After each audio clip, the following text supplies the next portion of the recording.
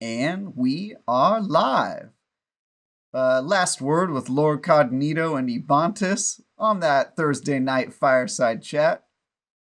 That's as far as I know. I'm trying to remember what he says after that. Cognito's not even here, so people are audio be like, "Who's talking? Who's that beautiful voice that's indistinguishable from Cognito?" Yeah. Yeah, it's just us right now. It seems like he's going to be joining a little bit late. Yes. So for everybody listening on audio, everybody live in chat right now, Cognito had some work stuff come up, so he's working on just some things right now. But we have a ton to talk about, so we don't want to leave you guys hanging. So we will get this, basically this whole thing started with, I got to ask you, like, what have you been up to this week? Because I got to hear about this. I need some, we've had a lot of news. We're going to get to the Destiny news, but I got to hear about this because this tweet went like crazy and I got to know why. So story time. Yeah, so I've been super busy doing reviews and previews this week. God, my tie's all bunched up. Oh no! I've been super busy doing reviews and previews this week. But one of the reviews that's been on my docket for a while, and I've brought it up on this podcast a few times, is I was supposed to review Crossfire X, the first-person shooter that's sort of like a Counter-Strike Go type console version. That's basically what it's supposed to be like, based on or inspired by or whatever. And they didn't give review codes to anyone. No one got review codes, and it's not Remedy's fault. It was the publisher. The publisher was just holding back codes, and they told us in advance, like, hey, codes are going to be coming out pretty close to release. And so we're like, all right, I guess we'll just wait. And it turns out that what they meant by pretty close to release was literally when the game came out for everyone else. That's when everybody got the game has gone live. Hey, reviewers, you can play it now too. Yeah, they basically sent out the codes as like a way to be like, hey, the game's out. Now tell everyone that the game is out and they can start playing it. And so I got the game, and I hate getting games on the day they come out because you have to rush. You have to do as much as you can to get your impressions out. Obviously, I don't rush myself on the review because I've got to do it right. But you have to get your impressions out there as soon as possible because people want to know, and there's an opportunity for your opinion to be irrelevant if everybody's able to play the game before you're able to write about it. Yep. So I immediately started playing, and I played like the first full 6 hours that the game was out. I played the game the entire time, and it is unbearable. It is that's a word choice right there. I just want to stop. Not like mediocre, not buggy. We've been through that. Not unbearable. Like it is unbearable. It like every part of the game is bad. Like the game modes that they chose to put in the game are like really, really poorly conceived. Like they did no playtesting whatsoever. The game is super buggy and unstable. Even the main menu is buggy. The main menu lags, and like you have to move a cursor around. That's the thing in New World that had such went so high in frames it killed graphics cards. You don't have a problem with this game, at least, because it's only going to get like 17 frames. It sounds like, dude, everything about it is bad. It's unstable. The main menu uses a cursor, a tiny little cursor that you have to move around with a joystick on controller. And it's very slow, by the way. Like it moves around like this to click on things. That already hurts my brain a little bit. Yeah. The shooting mechanics are awful. It's one of the most poorly controlled games I've played in a long time. Like no matter what sensitivity setting you choose, it feels like I don't know how to describe it. Sloppy. Yeah. Like your cursor just kind of slides around, and it's very floaty and weird. It's a confusing game. I have no idea how this game came out in this state. It's really just brutal. Slower than the D2 menu by a lot. Like not even close. The game has crashed on me in the main menu, which blows my mind. If you can't run a menu, I think you probably should delay your game. Why do you have any reason why? This sounds awful. Like, do you have any reason why? Who, like, developer, publisher, who made? Yeah, the publisher is I'm forgetting the name right now. Even Smilegate. Smilegate is the name of the publisher, and they're the ones that made the multiplayer. The reason I think it's like this, just my theory, is the same reason that Halo the Master Chief Collection launched with a lot of problems, specifically in the menu, because they had teams working on different parts of the game, and then they Uh, kind of pushed them all Shoved it together all in together. one interface at the end. So Yeah. Remedy built 2 campaigns for this game, and then the multiplayer was worked on separately, and the multiplayer has also 2 different engines running, 2 different game types. It's got classic and modern mechanics. And so I think there were just all these teams working on separate games, and then they mashed it together in one menu, and that's why the menu crashes. Other things about it, it has one of the most disgusting microtransaction models ever. It it Oh, we've it had. launched with like 18 pieces of content to buy, and it has like, that thing where you can spend $100 on coins, and the coins buy you weapons, and the weapons do have gameplay impact. Oh, They so it make just breaks they make everything. you stronger in Okay. multiplayer if you buy weapons. It like everything about it is so bad, man. It's so bad. That's I'm appalled. yeah. G-Man said, Really. "Isn't Smilegate the same dev that made Lost Ark?" Are they? I gotta look now because I've Yeah. played. I was like, I'll get to that in a second. I played a decent amount of Lost Ark, and I played the beta before, and actually, um, that's fun. Like that's well done, well polished. Yeah, South Korea. Okay. What games? Crossfire X, Lost Ark. Yeah, that's okay. That's the Did you same Lost people. Ark? Okay. Well, hey, I'm not saying they're incapable of making a good game. I'm just saying that this one is like tragically underbaked, and I'm really surprised that they put it live. And it makes me so upset because it's so obvious that they knew that this game wasn't ready because they didn't give out any review copies. And that just it speaks to a lack of confidence in their own product, and also like a willingness to keep information away from the public until it was already out, which I just think is such a it works against you in so many ways, man. It yeah, I'm really disappointed in all of this, and how it's gone down. But that's what I'm playing. I'm gonna be playing it all weekend, and I'll have my review up probably early next week. But it has been I'm sorry you have to really work rough, dude. through the mashed potato soup over there that you've got to try and Yeah. walk through. So I haven't even gotten into the campaigns, which are also bad, by the way. The campaigns aren't good. see, that's unfortunate because like Remedy's a good developer. Feels like they're Remedy's a great developer, but I yeah. don't think that they have any business making a modern, realistic shooter military story. You're like Right? They control make third weird person games. weird stuff. Like yeah, Yeah. Yeah, they make really weird games, and they're working on this first person shooter that's got like a very serious story. It's like, oh, we got to stop this terrorist organization, and all the characters are just so boring. I beat the first campaign last night, and now I'm partway through the second campaign. You play one campaign as the good guys, and another campaign as the bad guys. oh, gotta get a little And perspective in there, right? yeah, right. They're completely different stories, but and there is some supernatural stuff to it, which I think is probably Remedy forced that in there because that's what they know how to do, right? They have to have some sort I of was like, that sounds weird. like them. Yeah, it has their touch, like the narrator talks just like in Alan Wake, so they've got kind of that thing, but everything about it, the characters are boring, the voice acting isn't good, it just yeah, I'm so disappointed in this game, man. I was actually hopeful that this would be like a surprise, a sleeper hit. I thought it Yeah. would be something like that, but no, it's really bad. Well, I'm sorry that's what's taking up your time. I have been playing a lot of things, actually. I've been very busy. I am on the final boss in Sifu. So I'm literally like last guy to beat in it. That game is interesting because I heard like the 9s, and then I saw the 6s. And I'm kind of going, I understand some of the 6s. And I was listening to Kind of Funny, and they were talking, it was Timur Hussein. I may be butchering his name. He was talking about like, he was ripping everything critically apart. Like, it felt a bit extreme, but it just did not click with him. So it's one of those where it's like, if something doesn't jive with you, you're going to find everything wrong with that. And it sounded like it. Then you Right. have a couple of the other guys over there just like Game of the Year contender.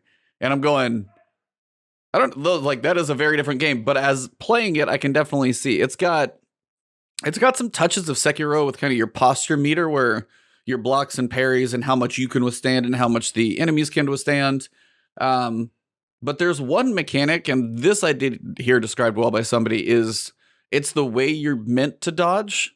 And it's not going to be Souls where you're like jumping or stepping or rolling out of the way. It's like a Kung Fu like lean or like a bob and weave situation.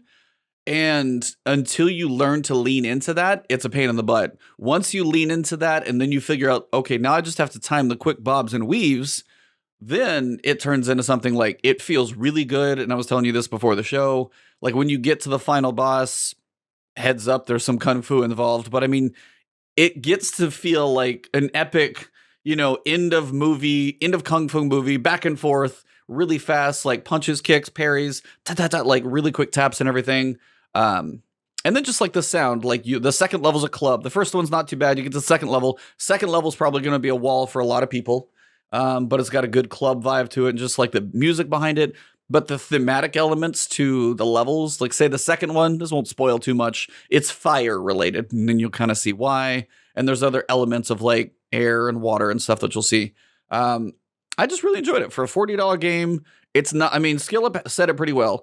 It's going to be for a very specific audience, I think. I think he phrased that very well. But for those, if it clicks for you, you're going to want to master it. It just will depend on if you get that click moment. If you don't, you may be like, this sucks. It will click for me. I have no doubt. Like, yeah, for sure. You know what it actually reminds me of more than Sekiro? Because I think people compare it to Sekiro just because they're both like, there's like parry and posture. Yeah, there's like those pieces. But it actually reminds me more of that game Fury. Did you ever play that game? No, it's kind of on like a very long backlog that I've got, but I know what you're talking about. That was like my game of the year that year it came out, 2019 or whatever. That game is fantastic, dude. It's like a boss rush game where you play like a guy with the samurai sword, and it's like very much like punishing, and you got to get through. The only difference is that Sifu is a roguelike. Yep. Roguelike, right? Not a roguelite. It's a roguelite. There is upgrades. So you do upgrade. There's upgrade progressions. Okay. It's kind of interesting, kind of the way those work. Yeah. But yeah, there's a lightness. It's light, not like. Yeah. So the only difference is that Sifu's a roguelite and Fury is a boss rush. But they both have that like same kind of cartoony aesthetic, the like lower budget type of game made by a smaller team, and a very challenging kind of like learn or die type of mentality. So everyone should play Fury if you haven't played it yet. It's Fury with an I. Highly recommend that game. And also Sifu. And they have the same amount of letters too. They both have like weird names. Sifu and Fury. I can't get the comparison out of my head the more I think about it. Yeah, see, Rook in chat is saying Fury did not click with him, but Sifu did. So it's one of those where it's like if you try it, kind of a little bit back and forth. But the other one I started was I'm like level 19 in Lost Ark. Nice. Not like one of my friends is like level 40, has a boat going around the world and everything. So he's like mainlining this thing, but Destiny has dropped way too much information to be able to try and keep up with all of it this week. And Sifu, I'm like, it's short enough. If I can just kind of squeeze in those couple levels, I can at least, finish Sifu. So I'm trying to get that one. But Lost Ark is cool. I went martial artist just because it actually looks fun, kind of felt fitting with Sifu anyway. But the fact that there's so much there's little quality of life stuff. Hey, you start a quest here, and then you progress through the zone, and then the next quest is here and it takes you to the next zone. It's not like there's not a lot of backtracking I've noticed, which is actually a nice quality piece. I did one of the founders packs, but I haven't like felt much of the benefit from that one. I just was like, I'll do the $50. Why not? And it's just one of those where I haven't played Diablo in a while. Like I played 2, I played 3. I've played Diablo like for sure for years. I played some old ones. There's a game like called Nox. I don't know if anybody remembers that one. It was on PC. I feel like that's what it's called, but I'd have to look it up. Anyway, I was like, Diablo's still a game. It's, there's some loot you'll pick up and stuff like that. I could be thinking of a different game. Nope. Action RPG. Yeah, it's from 2000. So that's an old one. Oh, but wow, that's super old. Yeah, that was old, but it's also like, I've been playing Diablo 1 on a 75 hertz, like megahertz computer in my dad's office. So I've been playing Diablo for forever. So that type of game, of course, I have to try. But it just looks like the world is absolutely massive. So if you're looking for, instead of like Diablo, Act 1, Act 2, Act 3, Act 4, and you're done. This looks like Act 1, Act 75. Like you've got so much content because it is an MMO on top of an action game. Yeah. There's just a lot to do. So that's just one I'll probably play in the background a little bit here and there. But it's actually like, it feels polished. Like it's been out for a couple of years, so I'm not surprised outside of just probably localization. But overall, it's been very good. it's been in preview for a couple years in greenlight stage, It's been or it's like been like fully I think out? it's been like I don't know if it's out or what. It's been in Korea for like since 2019. So it's been in like another country for a couple of years, and this is just the first chance for North America to play it, I think, more than anything. Got it. I got it. Okay, makes sense. But yeah, this has also been the week where Bungie's like blah blah blah blah blah. So much information. Can't stop talking about their new expansion. I wonder why. Yeah. Marketing, marketing, marketing, marketing, marketing, marketing. And it all started on Tuesday with the ViDoc in the morning because they told us when it was going to drop. I've broken down all of these on my channel pretty deeply and talked to chat, so I want to get your takes on them first. For the ViDoc itself, we kind of have like a couple main topics. So you can kind of pick where you want to go first. You can go campaign, the next season, the throne world, or crafting. Void 3.0, I'm just going to like save for later. What do you want to touch on first? I mean, I don't think they told us much about the campaign we didn't already know, except for the heroic version of it, right? We got that in the TWAB, yeah. Yeah. I don't know if we learned anything really new from the campaign that we didn't already know about. Correct me if I'm wrong. I mean, not a ton. I would say more the fact that we had just like the cinematic shot. I kind of wanted to get your take on a couple of those. Mainly the one with everybody in Zavala's office. Next to Cool. Yeah. I mean, they gotta have some sort of like, let's get together and battle plan this thing out. Actually, you know what? We did learn one thing, which is that Keidel's involvement in the beginning. Yeah, so she's involved in Season of the Risen. She's in part of season 16. But it seems to tie directly into Witch Queen because it's like, we have Lucent Brood. We need help. So it does seem these two tie so does very that closely together. Savathun isn't dead at the end of the campaign? I mean, we don't know if she dies and rises as like a guardian or what yet. So, I mean, it does look like in the ViDoc, you've got a glimpse of whatever's going to happen.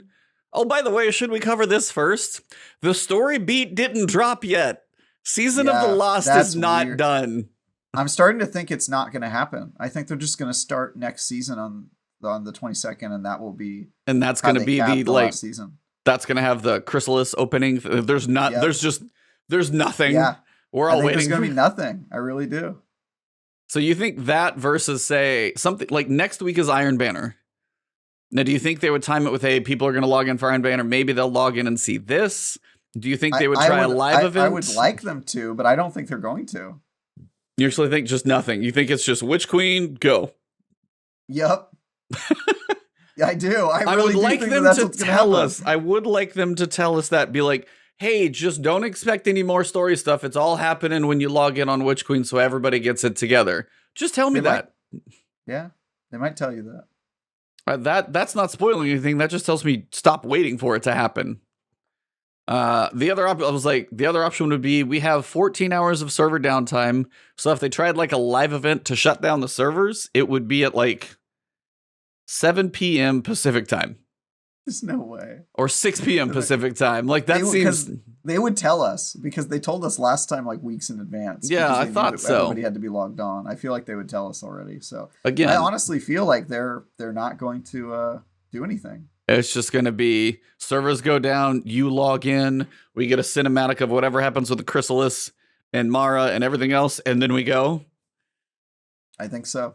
I mean, it would give the new person logging in of all those million people who pre-ordered this thing, I guess, a tiny glimpse of what just happened. But it's just so weird that there's would be weird. That there's just nothing. For Season of the Lost, though, it wouldn't be that weird for the Witch Queen. You know what I mean? Like, right? Yeah, Witch Queen. It would actually be a really cool kickoff, and actually kind of like the idea of that. But that just means, don't leave me hanging at the end of the story until the next season. That's just got to be. I feel like if this was their plan all along, they should have told us when we finished the quest that was all we were going to get until Witch Queen. I feel like they should have just got ahead of that way early.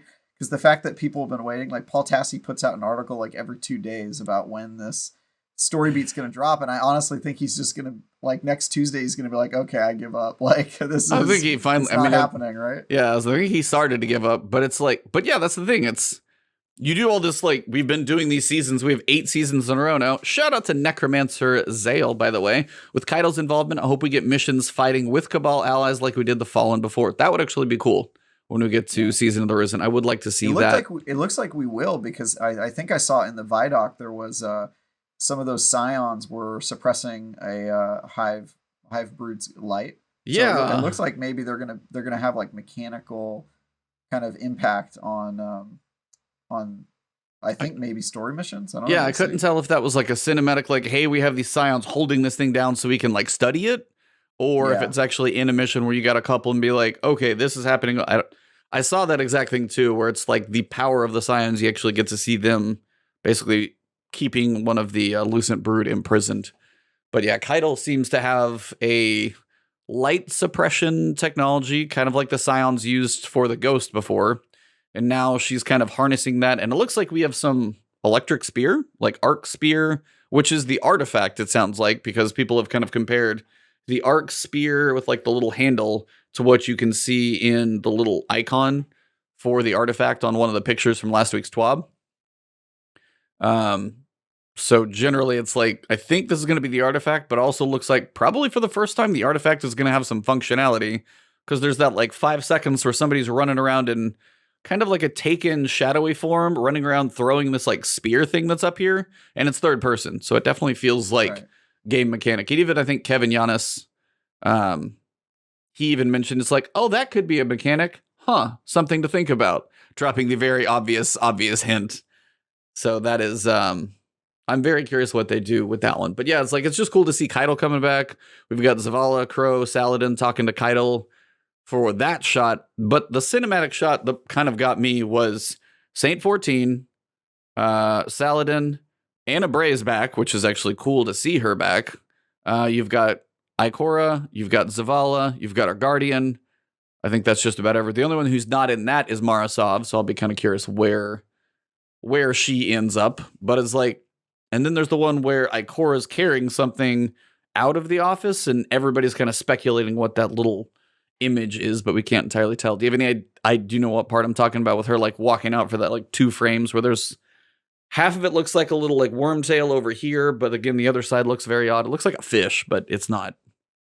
No, I don't remember that scene. I actually watched the ViDoc and a whole bunch of other stuff this morning in preparation for the show, just to like refresh myself, because there was so much that came out. I was kind of like, I don't know if I even remember it all. So yeah, there's been a lot, and I've even like broken it all down in videos, and I can't even remember everything. Hence, I've got a lot of notes and stuff going around.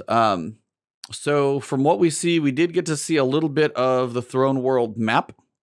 So we got to see, it seems like the first mission is going to be like Mars is like a touch point to go to her Throne World, as well, because you've got her ship sitting there, a couple Guardians on there. Ikora is going to be standing outside, and then Dado and Kakis, I don't know who else got to. Those are the 2 that I know of. They got to get like exclusive, like early access, kind of got to see that way. And Dado basically said like where weapon crafting takes place in the Enclave, which we'll get to. It's Mars, but it's not Mars, is the way Dado phrased it. He's like, and I'm not saying anything else. So I don't entirely know how to take. It literally says Mars on like the screen, but it's not Mars. So I think it's probably a hub like the what's the name of the war room that's connected to the tower? The Helm? The Helm. I think it'll be like a new space like that, and maybe there will be like missions related to it that are inside of the same kind of setting. You know what I mean? Like story missions. Because we know the first mission starts on Mars, right? The first mission that kicks off the campaign. Seems like that's I think it might be stuff like that, but I think it'll probably just be like a small social hub where we craft weapons and stuff. We'll see.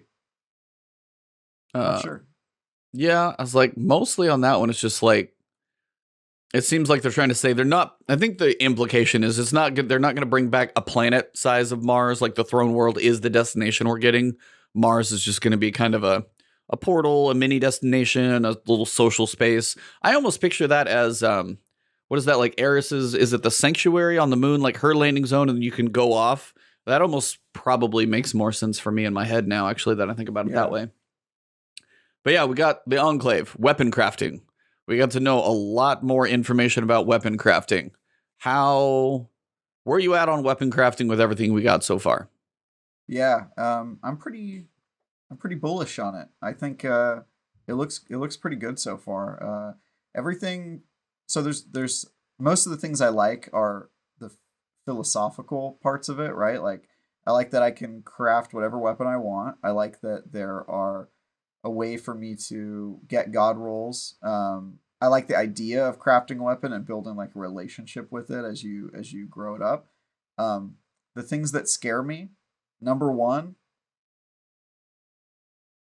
you know what I'm gonna say, I righty? know. Just yeah, keep it the rant short, but I know what we're gonna talk The about. materials, man. The damn materials. They're introducing all these currencies and like I thought they were finally pulling back some of the currencies. They got rid of the etheric spirals. They're you know, they're getting rid of the gunsmith materials and a few other items that aren't really useful. And then I see a screenshot in the ViDoc that shows 5 or 6 new materials, like brand Or new. there's 4 four. brand Yeah. new ones at least. So you've There's got gonna be at like least 4 new materials, and then two alloys and two elements that I know of. That's all I've there's seen. probably gonna be a new planetary material. You gotta imagine on the throne world. I would imagine the New throne hub. world probably has a planetary material. That's true. I will say one good thing, and this is something I'd actually like them to do more, is the fact that they said any weapon crafting materials won't be in your consumable, like your inventory. They're just I going saw to be that. tracked, I guess, just behind the scenes for your crafting space. So that's something I just love to see them do. If there's a cap, then we need to be able to see that we have the cap like somewhere on a screen or check currencies. But no, the fact that they're not at least taking up a consumable space, you could do that with a couple other things. I think at this point, just move them out of the consumables. We don't really need those. The inventory, that type of stuff. I just hope there's a way to know how many you have without going to the crafting table. Yeah, I'm with you there. That's why I was Yeah, like, whether like there's an on-screen representation, little UI change. yeah. It did look like the caps were at least high because you saw Yeah, lots of materials that they had, but the only one that looked like it was the 10. glimmer cost was really high for whatever they were doing in that weapon. I think it was like 50K or something like that. It was pretty high. I was like, I have so That many weirds me screenshots out. now. I want to look.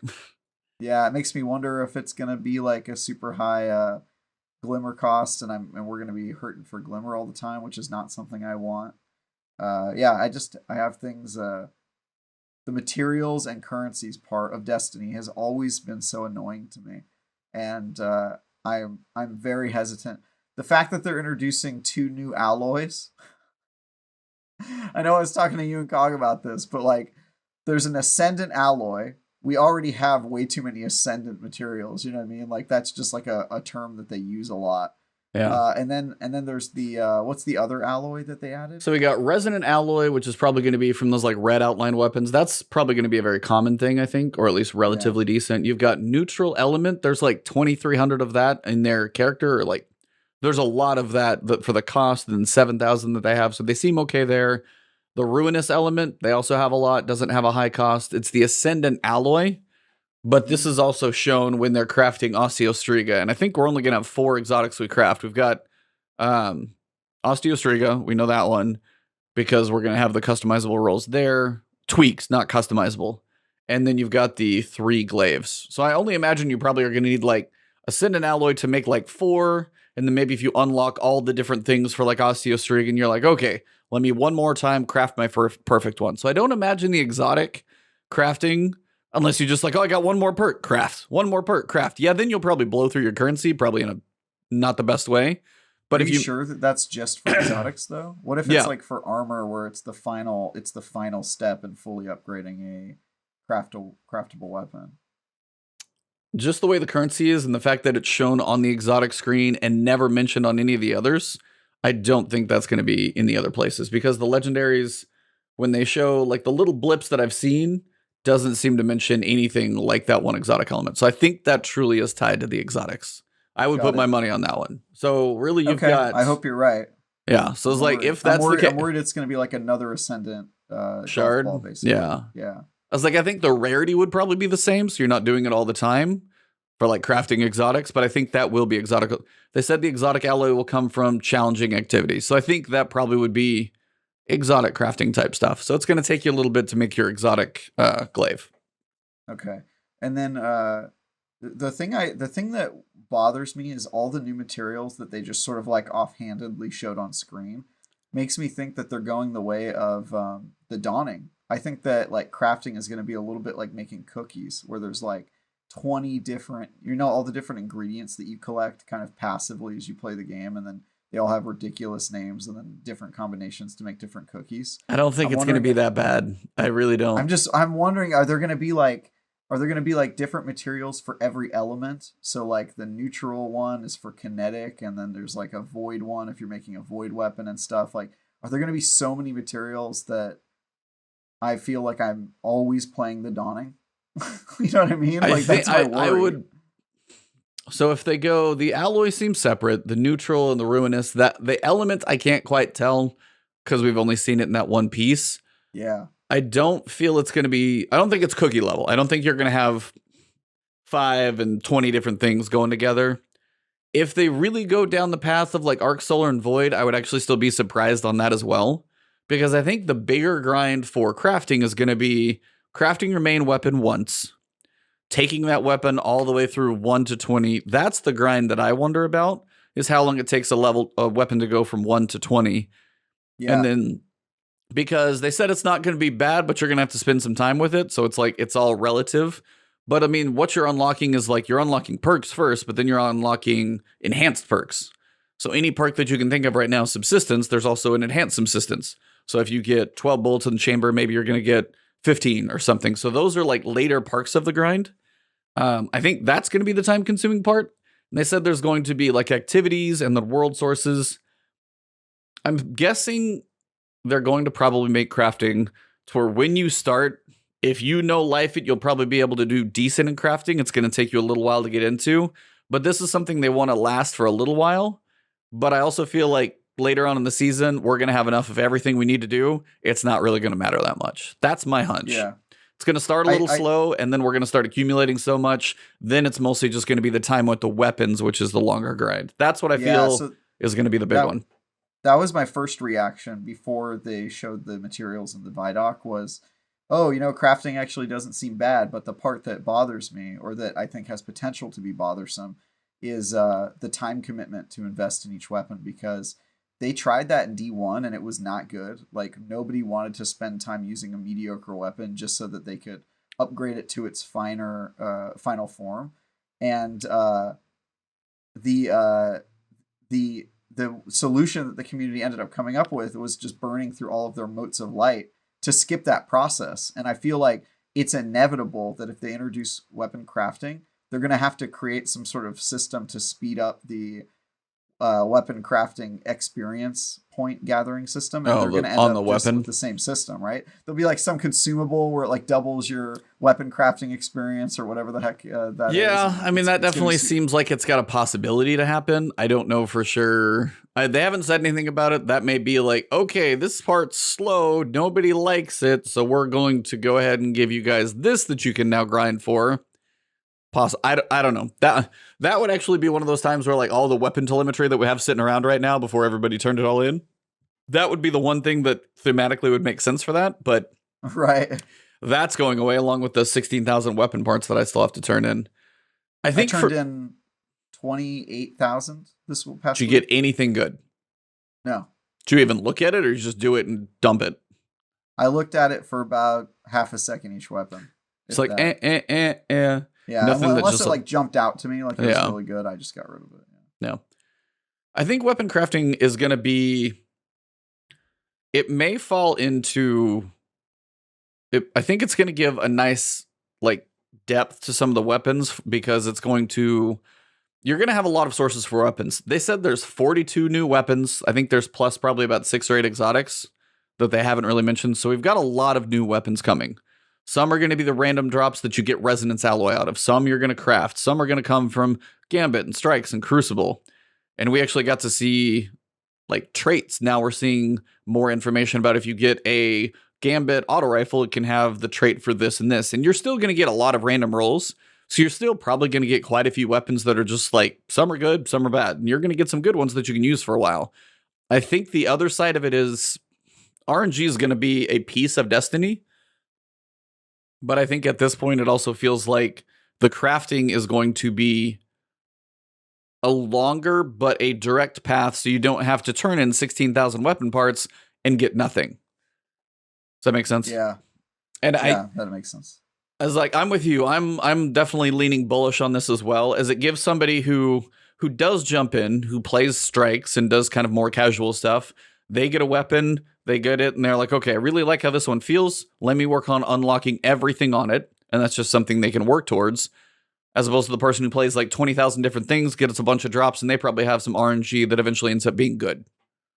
Right. So hopefully it's Yeah, like a but balance in it between. does sound like you're not going to be able to craft the best weapons in the game using the crafting system, right? Like there'll be god rolls for that weapon, but not like the equivalent of the adept, weapons you get from Grandmaster or from Yeah, I was like, Trials or stuff like that.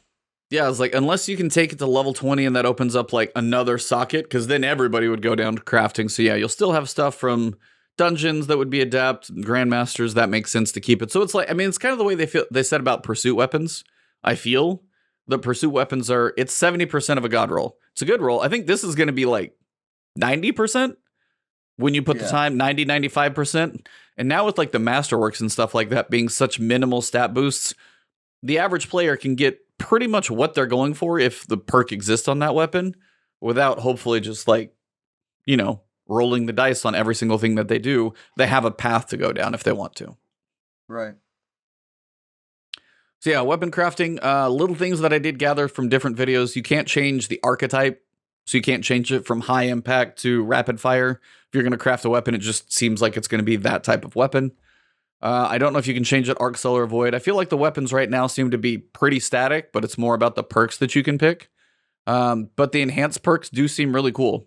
So the fact that you can get auto-loading holster from maybe you got to have it holstered for like 3 or 4 seconds. Now it's down to 2 or 3, whatever the deduction is it's probably going to be small. But if you like the weapon anyway, all the perks you have on it just got better. The thing that we don't know, and I'm still wondering, I was kind of going to get your take on this one. We know, we're going to have to grind the Resonance Alloy, it looks like, for crafting stuff. And we see that kind of floating around in some of the pictures. I still don't know what the grind is going to be like to unlock Rampage as a perk. Unlock Subsistence as a perk. I know if you get an auto rifle with Subsistence that has the Resonance thing on it, you need to do something. Is that going to be a pain in the butt? Or is it like, we'll unlock the perks first? That's a question I'm wondering. Do you think the perks are going to take longer to unlock, or the 1 to 20 on the level is going to be longer? Where do you think the hardest part's going to be? Yeah, I think it's the perks are a one-time unlock, right? Once you get the resonance perk on a weapon that has that, you just dismantle that weapon and then you can craft that perk forever. That's what it sounds like, right? I don't know if it's a dismantle. It seems like there's this little like mod like thing that you can choose to equip, and then it's got an activity progress. You do that. I just don't know. It's like, do you dismantle the weapon to strip it out, and then you got to go get another one? They haven't been exactly clear on that one, and I wish they would say a little bit more. Yeah, I'm not sure, but I think the explanation they gave, and I don't remember it because it's been a while since I looked at it, but the explanation they gave about how you unlock perks seemed to me like it was going to be pretty easy. Like, you get weapons thrown at you so often, like it's only a matter of time before you get one with the right resonance, and then you're like, all right, what do I have to do to unlock this perk? And you kind of just grab it. So, well, if the perks aren't too bad, and then it's just spending time with a weapon, and you can, get a feel for the ones you want to use and don't want to use, or spend time with ones. I think that'll be reasonable. But I do say it gives you another thing to go for, and hopefully it's done in a reasonable way. Because as you said, there can be currencies, there can be things you buy later to speed up. There's a lot of ways it can go poorly, and we're speculating about a lot of them. But I will say, at least from what we know right now, I'm very excited for it. As long as, and it seems like you're gonna lose so much time to this, dude. Like, you more than anyone I know is gonna lose a ton of time to this. But hey, actually, you know what? In a good Teddy more than anyone I know. Teddy will. But for us vault hoarders, this actually has potential that if I get my one gun, I don't need another copy. I need one of those, and then I can just work on that one. So that is actually a good thing. So if I have one of each of the weapons that we get, that's actually pretty exciting. You can always build it later. You dismantle it. Yeah, I mean, you could build it, you could dismantle it, or if you just, unlock the perks later, go back, okay, now I know I got this one, I need to get this thing up to whatever level to unlock the enhanced version. So far, pretty good. But the answer, somebody in the chat asks, Travis, once you unlock, think it's unlimited, you can apply the perk to any weapon you want. Yeah, I do think so. They haven't said that it's like going to be a consumable, and I think the way they've been with like mods being cheap and perks, I think as well. I think, yeah, is what you're saying. It's like, hey, if you've got Rampage unlocked, cool, you got it. Now it's more about spending your time with the weapon, choosing it there, and having that ability. I think the idea of like, if you go through the process of unlocking, because yeah, if every time you wanted subsistence, oh, I got to go find another resonance one, oh, I got to pull it, that would suck. That would be, that would be a problem. I don't think so at all. I think they're going to make it a little bit of a mini quest or bounty to actually get each of those perks unlocked, but once you do it, you'll just be able to select it from the weapon crafting table anytime you're crafting a weapon. That's just my impression on the way that they're describing it. I also feel like they would mention if it was a consumable. Also, if you were upgrading a weapon, you probably would see blank out of total blank perks being used, which we haven't seen in any screenshots. Also true. So that kind of also tells us that it's not a consumable. Yeah. So, and it's just, again, I'm with you. I think it's got to be an infinite unlock for the table, because the table, the time with the weapon, that's where the time is. They can't double time us, I feel. Not saying they wouldn't. Well, they can. They can. They have. Never forget transmog. Never forget transmog. That was quadruple timing, but either way. Let's see. So yeah, campaign, we know first 2 missions are going to be free for everybody. So everybody's going to have access to weapon crafting, which is good. Also, is that teaser be like, hey, you like these first 2 missions? How about you come play some more and buy this expansion? But I will say one thing for the missions themselves we did figure out is, and this will kind of touch on the 12. I'm trying to go in some semblance of an order, but it's kind of being shot as I talk. We have normal difficulty and we have legend difficulty in the campaign. Right. Both the missions are structured to have a feel almost like dungeons, where you're going to have probably some traversal and then like an encounter with a chest, and then you move on. So it sounds like you're going to have encounters, chests, moving on, maybe a boss encounter at the end of a mission. Like the missions are going to be in stages, not just run over here, throw your ghost on a little thing, defend a point, kill a worm god, and you're done. It does sound like there's going to be a lot more to these missions from what I can tell. You're going to have more modifiers like rotating enemies, things of that nature. But the legend difficulty, I kind of want to say this early on in case people, don't make it to the end of the episode or whatever. The rewards for legend, I saw. Holy Crazy. Crap, dude. That's probably one of the most exciting things for me is the rewards for legend, because you want me to just break that one right now? We may as well just do it. Ahead. Yeah, I was going to say one other thing that you didn't mention in your talking about the story missions is they also mentioned dungeon-like mechanics in yes, which we have not seen before, which is really cool. Yeah, that was kind of said in the ViDoc. They said picture things from your dungeons, your exotic missions, all of those, as you said, the mechanics, the puzzles. It's not just run here, shoot thing. It's go here, figure out what to do. And that is actually pretty exciting, because it does feel like they're going. That got me the most excited, because I was like, dude, that's what they've needed for a long time. Absolutely. So yeah, you'll be figuring out these puzzles. You might be doing it on hard mode. But the rewards for legendary difficulty are well worth it. And I said this in the video. I'm gonna have to update my video I put out on Tuesday for the leveling guide. Now just got a giant. I need to edit something in the middle, and you can't edit on YouTube. But the big deal is, you get an emblem, you get a triumph, cool. You get a set of gear when you complete all the missions on Legend. This is the key. You got to do all the missions on Legend. We don't know how many, but you get a set of gear 4. 20 points above the soft cap. So we know everybody starts at 1350. Every piece of gear when you log in, 1350. Previously, the soft cap is go do anything in the game. Camp, every single drop, blue, purple, doesn't matter, is going to be 2 to 3 levels above. 1500, then you typically would go to the directory, look for legend, or look for powerful gear and pinnacle gear for your engrams. Now, you go from 1500 to 1520 if you finish those legendary missions. That is a huge jump. Like, they've never done anything like this before. My only question I had about that is, how difficult are the legendary missions? Because they would have to be somewhere around 1500 or lower to make that set of armor worth it. So they explain here. I'll explain it because they actually kind of say it. Basically, it's got contests is the best way to think about this. Yeah. To set difficulty expectations, the Legend campaign is designed to be harder than a Legend Nightfall. Legend Nightfall's right now about 1320, I think. They're not too bad. Though it is easier than a solo dungeon or running a Grandmaster Nightfall. Enemies are more difficult and more aggressive. They also have higher damage resistance, are more of a challenge to stagger, and shields are stronger against unmatched damage types. So I don't know if match game is on or if match game is like, it's definitely going to take more to break it. Arbalist is probably going to be your friend, telling you now. Arbalist is killing like those Lucent Brood with match game on is going to be brutal. Yeah, I'm telling you, like Arbalist, I don't know if I'm going to take that thing off. That thing's just the fact that it can hit any shield and then break it, switch over to hopefully a heavy and nail it. That's going to be big. The challenge of Legend also comes from switching up enemy interactions and infiltration, like swapping out an elite for a boss or having an influx of more red bar foes. They're actually going to have more enemy density in certain places or more boss and level enemies in places where there were previously just orange bars or elites. Can I overlevel this content? Each mission caps your power, similar to raid contest mode, so that all Guardians have an even playing field to avoid feeling like every step is a grind. The mission launch screen will have a skull displaying each mission's max effective power. If you're underleveled, be prepared for a tough fight. So I was kind of having a debate with chat, with chat and people in my Discord and everything else. Do you feel it's going to be beneficial to beeline the main campaign and then go back on Legendary, because then you'd at least be at contest level at that point? Or do you think you'll probably be able to level with it? Because there's no point in over leveling, and you might pick some stuff up along the way.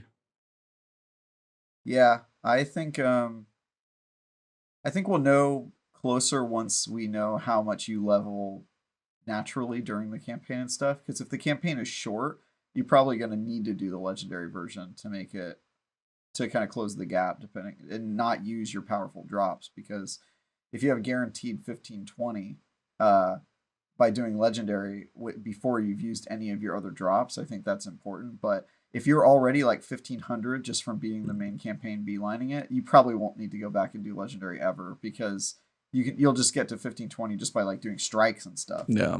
I also find, I have a lot of confidence that the community will find like a more efficient way to level than anything that we're thinking of right now. You know, people will be like running Lake of Shadows, and somehow that'll get them to like 1540 in like an hour or something like that. I was like, I could imagine though, like there's probably going to be some elite people go in and literally just go through, probably as a fire team. The thing about this, it does scale per people, which is 1 player, 2 player, 3 player. It's not 3x health, but they said it does scale, so it's more manageable for a solo. 3 people have a little bit more to go against. But I mean, if you're getting double reward chests with 1 to 3 extra chests per mission, each chest would give you a perk pool, XP, upgrade modules, glimmer. Legend players will be able to earn Throne World armor and unlocks at a faster rate. Basically, a higher risk, higher reward. That's the obvious part, but I don't know. I have this temptation to really want to go Legend first, just because. Is that even possible? Isn't it 1500 difficulty? No, it's like when you look at the directory, it's 1360. You can start Legend difficulty from the get-go. Oh yeah, we should do that. You mean Cog, Ultimate Fire Team. Just have to try and pull Cog away on a Tuesday. Good luck with that. Yeah. He's got to be taking that day off, right? I hope so. I don't know, actually. I actually haven't asked him if he's got that time off or how much he's going to get to play in the beginning. I haven't asked him. But yeah, the big thing is getting from 1500 to 1520 just by doing those missions. You save all of your weekly challenges, powerful pinnacles, and all that, which means, honestly, there are going to be people who are 1550 going into the raid. So, I mean, that's not going to be a challenge, I don't think. Absolutely, yeah. But yeah, New Rad saying it's like I tend to go into things fairly blind, and that's kind of one of those where I'm wondering if I want to try and do it solo first or if I want to take a fire team with me first, because that I can't decide on. I always try to do the campaigns by myself. I do too, because I want to like inevitably somebody joins my party or hits me up with a fire team invite, and it's like impossible. This is why I was happy that Halo Infinite didn't have co-op when it launched, because it meant I had to play the Halo Infinite campaign by myself.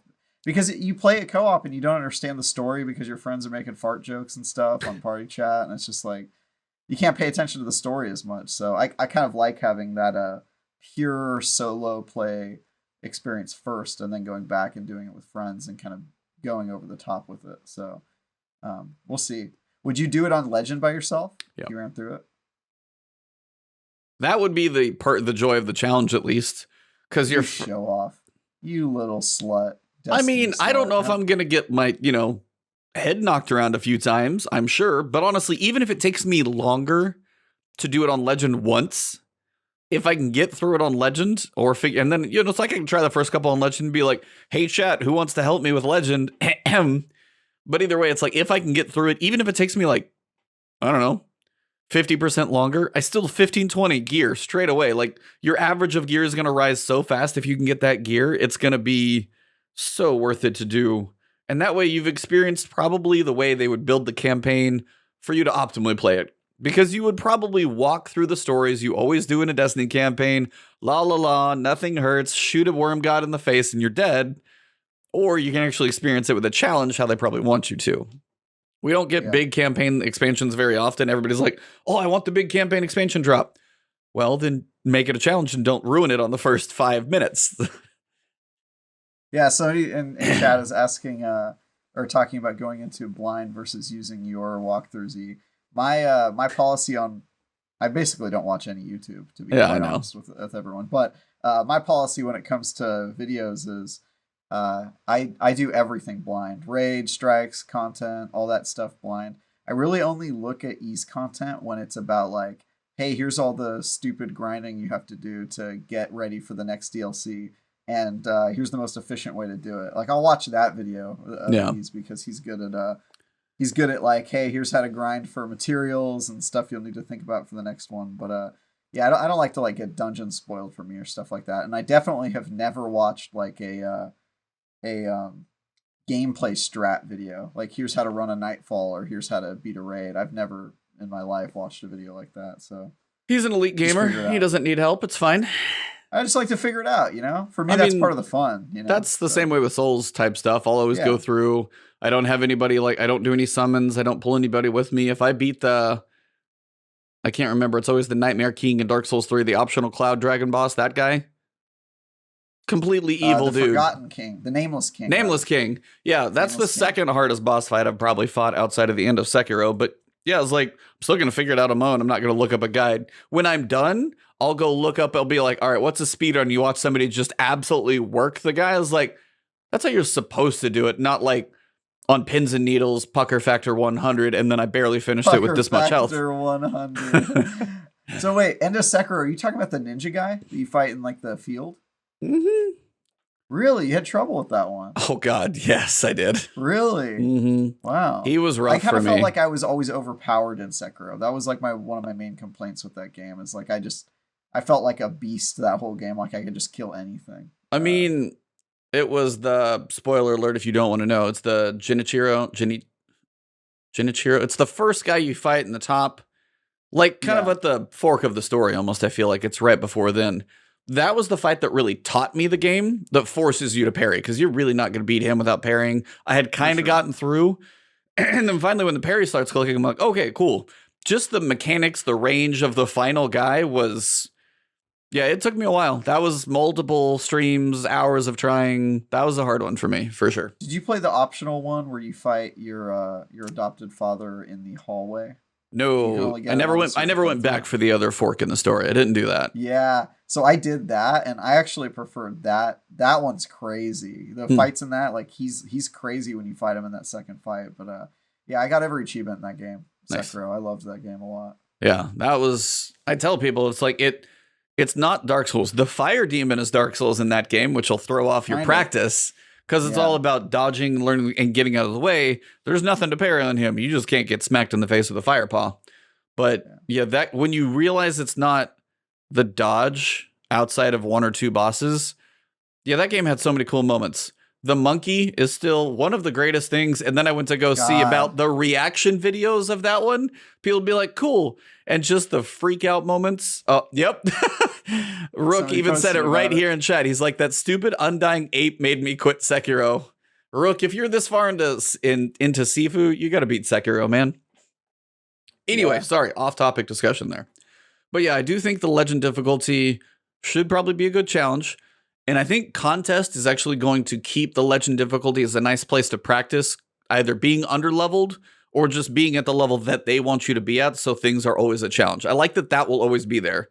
Because contest mode, a lot of people ask for in raids, they would like it to be permanent.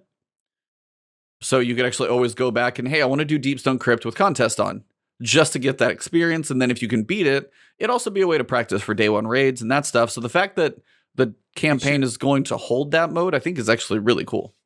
It should be permanent, and it should guarantee your exotic drop. Huh. Yeah, if you can do it on contest, then yeah, absolutely you should do it.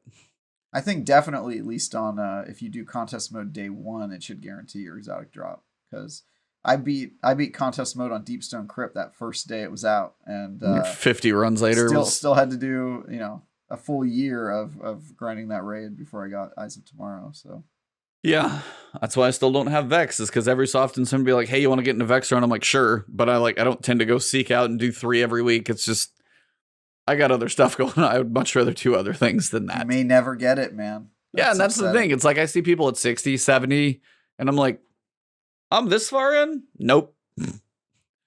It's just that's something I hope they handle better with Witch Queen, but we will see. I'm trying to think of other stuff from the ViDoc. So season 16, Season the Risen. We got Keitel. We do have a new perk. So the season 16 origin perk, which the origin traits actually seems really cool. It's called Land Tank. Shocking, of course, because it's coming from the Cabal. It is basically the opposite of Rampage. The more kills you get, you're going to get increased damage resistance and resilience. So if you're sitting there killing a lot of ads, now you're going to be harder to kill. So I can see that being really beneficial in like SMGs for proximity, swords in theory. That's the most Titan perk I've ever heard. Oh, absolutely. Go in, punch, shoot. Yeah, you could just melee spray things, a bunch and of with stuff. every melee, you get stronger. Yeah. Yeah. So that one actually seems pretty cool.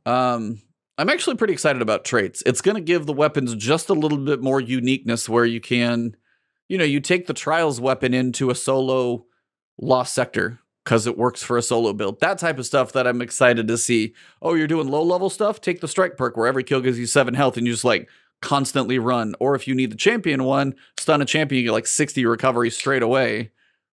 And then you're going to be able to pick between the two. They really are giving us a lot of flexibility on our weapons between the crafting and the traits and the flexibility. Like the Pursuit weapon has Crucible, Strikes, and Gambit. So theoretically, if like you got a shotgun, the Pursuit weapon is going to be a shotgun, which is unfortunate, but it's not going to be too exciting for me. That feels like more of a Crucible weapon than anything.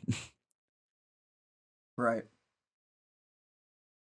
So yeah, that's most of Season 16, I would say, with the Tusk armor. Thumbs up, thumbs down. What do you think? No, that's the gladiator thumbs down. I think all the armor that they've shown so far is kind of ugly. I didn't really like the Witch Queen astrology armor that they showed. Oh, see, I like that stuff. I like all the elemental or the elements in the like NaCl. Just I don't know. I like the look of the dark color with the green, but I like dark green. I like green, so it's like a kind of a black and green contrast where the green, like the little emblems pop. That's I don't know. For me, it actually works. And if my Titan could have some lean shoulders. I haven't found anything cooler than my Iron Banner Samurai armor. I mean, that's not a bad one. Yeah. So Tusks, no. We'll have to see if Cog is down for the Tusks, but what can we do? He's down for everything. The guy's so positive. It's fair. Let's see. Throne World. We know the Enclave. We've got a couple other areas that we can see. The big thing about the Throne World is kind of the difference of the two areas that we've got. We have the vibrancy, the brightness, basically it's her fortress area. Her palace is a nice way to say it. It's got the hive architecture, but it's basically white. And they even talk about it in the video, the ViDoc of her. It's a representation of her personality. It's her trying to leave the darkness behind and kind of suppress that. That's the swamps. That's the underbelly that we've seen with like kind of the fiery pits. That's the pyramid ship, kind of the darkness in the background versus the light side, her trying to basically pair with the light. And it says that's what we're trying to stop, which we got a little bit today. Another thing I noticed that kind of disappointed me is it sounds like from the interactive trailer they showed that they're actually not going to show how Savathûn stole the light. Because in that interactive trailer, they basically say like, oh yeah, Savathun has stolen the light, right? It takes place in like the future basically, because we already apparently know that she's stolen the light by that point, because Ikora is narrating how she's stolen it, which hasn't happened in the game yet. But in it says that like we're not sure how she stole the light, but it might have been related to Savathun's song. And so if we start up the DLC and like the Savathun just has the power of the light and we're not sure why, I'm gonna be like, really? There was no like big betrayal moment where she like took it or whatever? But like, I think that I'll also kind of disappointed. I think that might be why that's what we're trying to do in the campaign. Maybe that's the journey we're going on, because I don't think we're going to... Yeah. That would be my guess, is like trying to figure out what happened. I don't think we're going to kill Savathun. And we all pray that we won't at the end of the campaign. We hope she's a longer lasting possible ally. I'm starting to feel like that's correct. I think we've all always wanted to, but I was of the opinion that even though that's what we wanted, they were going to kill her anyway. But I'm starting to believe that now she might not die, just based on all the kind of evidence around it that we're seeing, specifically with the Season of the Risen and stuff like that. I think she's probably still going to be alive. See, the other thing about Savathun's song, Farcato even said it in chat too. I imagine the stole the light is the survive the truth moment. That could be part of it too. But the other thing I thought was cool is this actually, because you mentioned Savathun's song and it was the void light. And I honestly wonder if this is their story lore implementation for the rework of Void 3.0, which actually would like, I would appreciate the effort that goes into, hey, we reworked your subclasses. Hey, due to the Hive getting this light, we've reworked these things and now we've got some changes going on, and Ikora is the main one who's part of that. I was like, if they go into that much depth just to rechange the subclass, like the writers do that, I was like, I have to give them props just for going the extra mile to give a reason, as opposed to, hey, we reworked your subclasses, you can mess around with them now. Well, here's the why. And I was like, I appreciate that, if that's there. If not, then, you know, it's still cool they're there. But I was like, if they actually went the extra mile and gave us a why, I think that's pretty cool. They're pretty good at giving us explanations in the lore. They gave us a reason why stasis was nerfed in the lore recently. So why? I don't know if I never remember that. Oh, it was like the darkness basically turned its own power down because for the same reason viruses become weaker so that they don't kill its host. They didn't want to discourage Guardians from stopping using the darkness by being too scary. So it like adapted to make itself weaker so that it could live on. So it's a little more even keeled, not too much. Yeah, exactly. They gave like a reason, like the darkness is smart enough to realize that it's like acting on its own survival. And I was like, damn, they like created a lore reason for why stasis got nerfed. This is crazy. Yeah, like, other games, they just like nerf this thing here. Okay, we have to nerf this thing. Writers, why is this happening? We need some justification for a weapon lore moment. Go. Yeah, so to that point, I do think you're probably right that it's a red herring, the Savathun song explanation. I think they just put that in the trailer to mislead us, but it's still going to be weird, right? It's going to be weird when the game comes out and all of a sudden she has the light and it doesn't give you an explanation. Our first thought is going to be like, what? Like, what? Yeah. Like, nothing, right? And then there probably will be a moment in the campaign where she reveals that, like, you know, the light was given to her willingly or some other explanation. And then we're like, oh, damn, like this is way worse than we thought. So, yeah, I think it's going to be a question of like, what is a guardian? Who is the light? The other moment, actually, that was a cool thing, and random spoiler if you didn't want to see it, but we've all seen it at this point.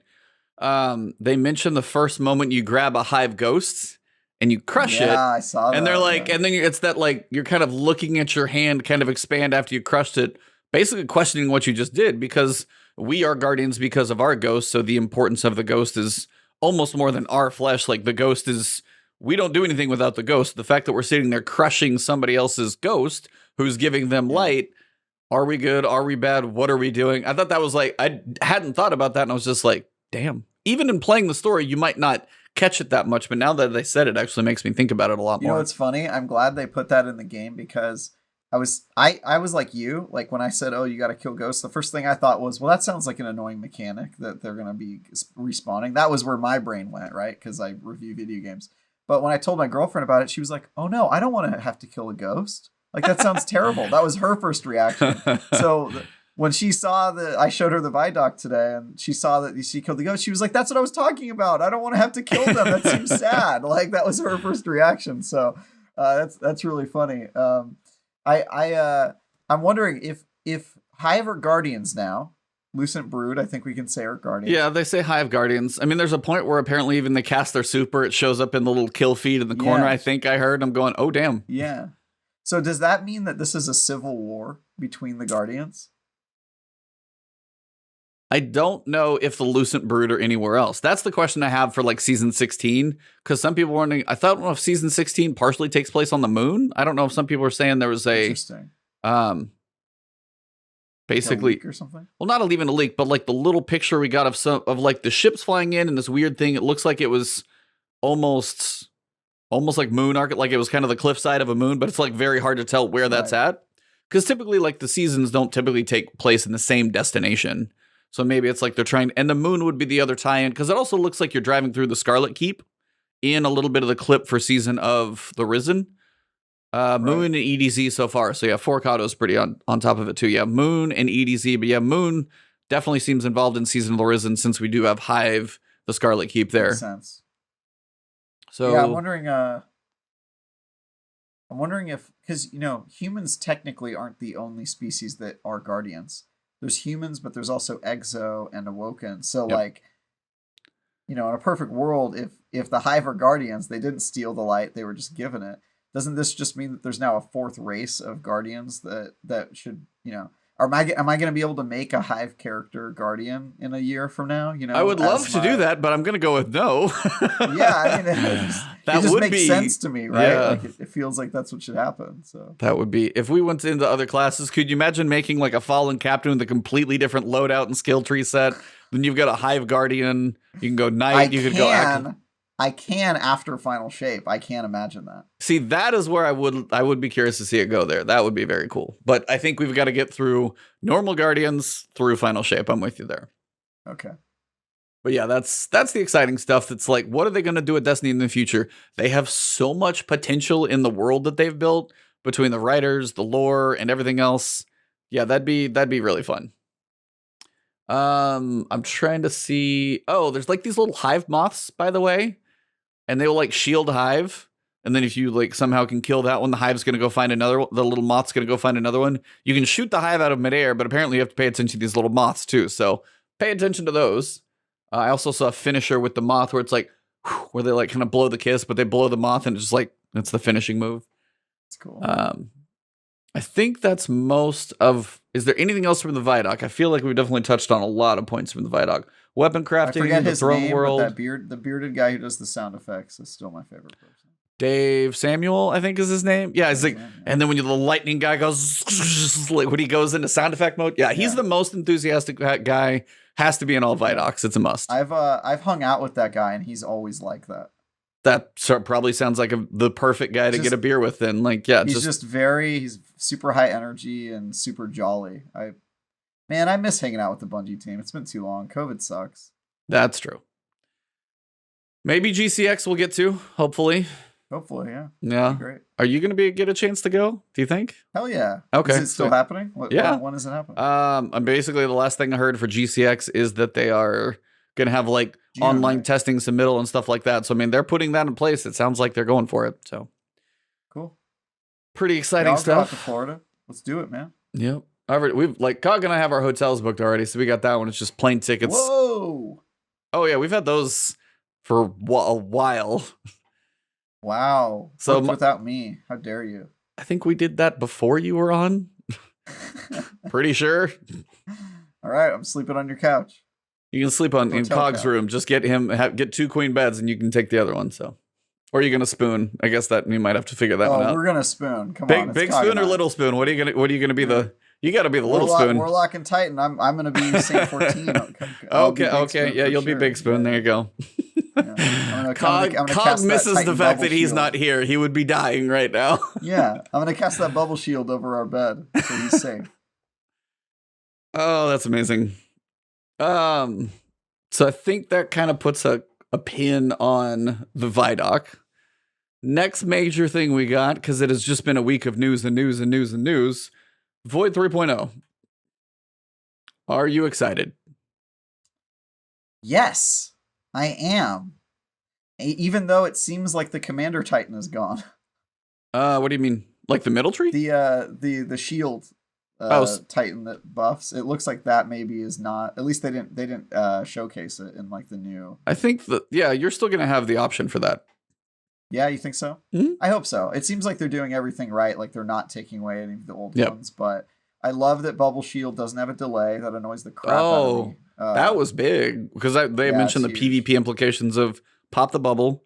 If like you Huge, can go dude. instant defense, that was really nice. I've been killed by shotgun a lot while I was trying to cast my Bubble Shield, and also sometimes it just doesn't work. You ever hold down both and then it just does a regular Titan Shield, and you're just like, God, not what I was trying to do. So it's gonna be nice to just like choose one and go with it. Yeah, I'm very excited, man, about all the changes to Void. What's great is that I think Void is the one that needed the most work on the Titan side. It's always been so poorly designed for the Titans, and I think it's because the Titan Bubble Shield was sort of an afterthought. Remember, they kind of added it later. It wasn't in Destiny 2 1.0. They added it after a while, and it felt like it was tacked on. So it's needed a lot of work on the Titan side for a long time. So I'm really glad they're doing it, and yeah, I'm excited, man. It's gonna be cool.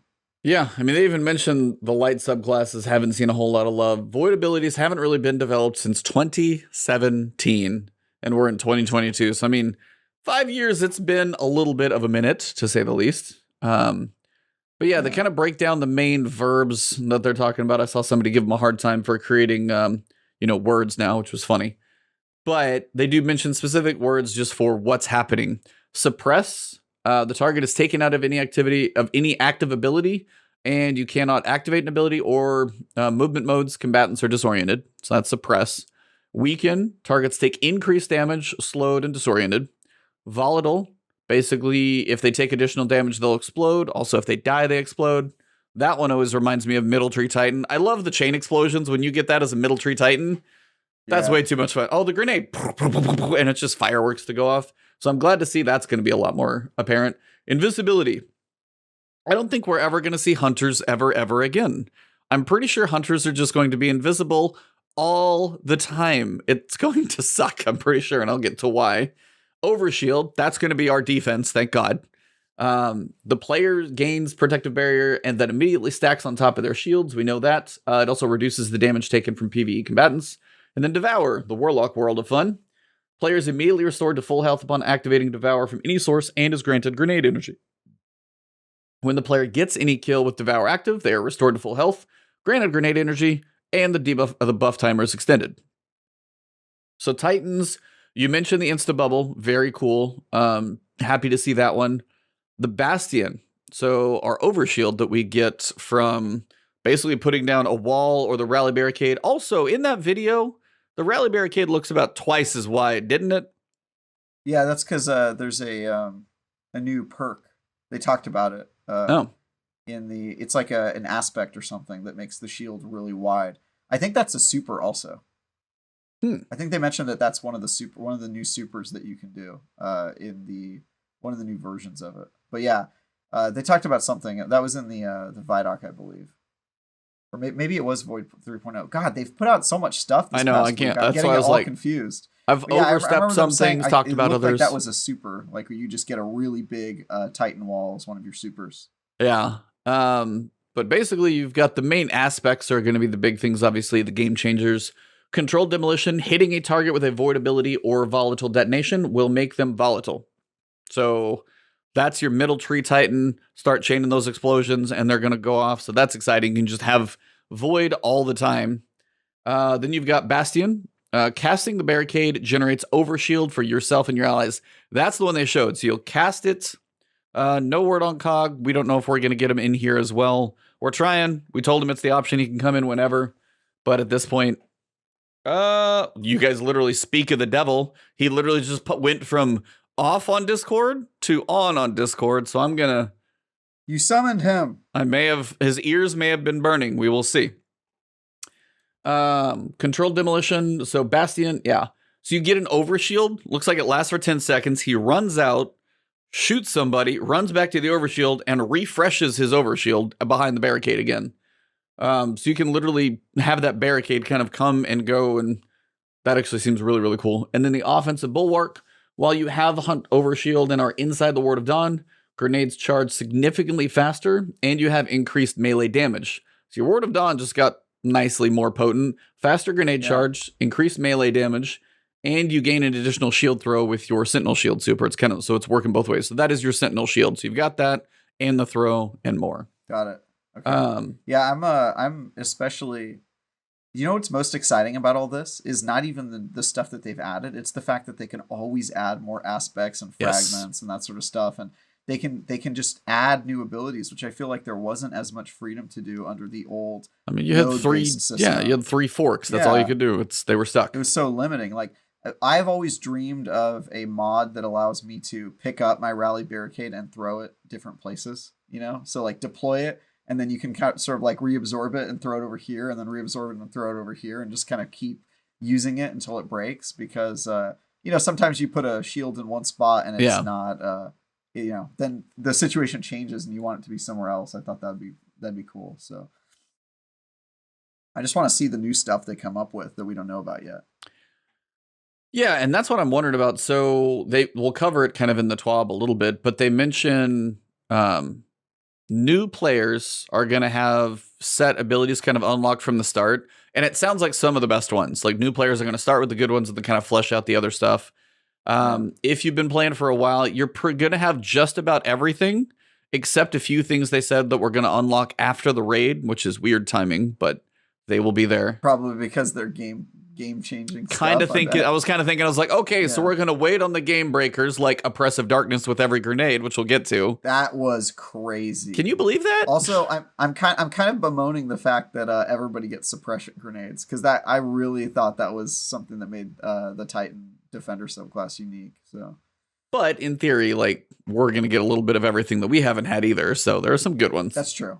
But yeah, Void 3.0. Like, are we going to get those fog grenades? What are those? No, because that's smoke. A melee ability. Yeah, it's a melee ability. But we're going to get, because right now we have the wall, we have the suppression, and then magnetic. Is that R3? Yeah. So now we get spike, we get vortex, we get scatter. Like those are the fun ones. Oh, we're going to use the devouring, what's that thing called? Where it's like a one-hit grenade. Handheld supernova? We don't get that one. We don't get handheld supernova. Is that they exotic? Get. Nope. So basically they said for handheld supernova for warlocks, you're skipping a little, but basically if you use the thing where you can supercharge your grenades, and they can do it to most of the void ones, if you supercharge the magnetic grenade, that's your handheld supernova they mentioned. So then they did mention that would, I think they mentioned like there are some tiny nerfs to places where you might not be able to get double. Hold on one sec. We got possible cog. Cog action in the chat.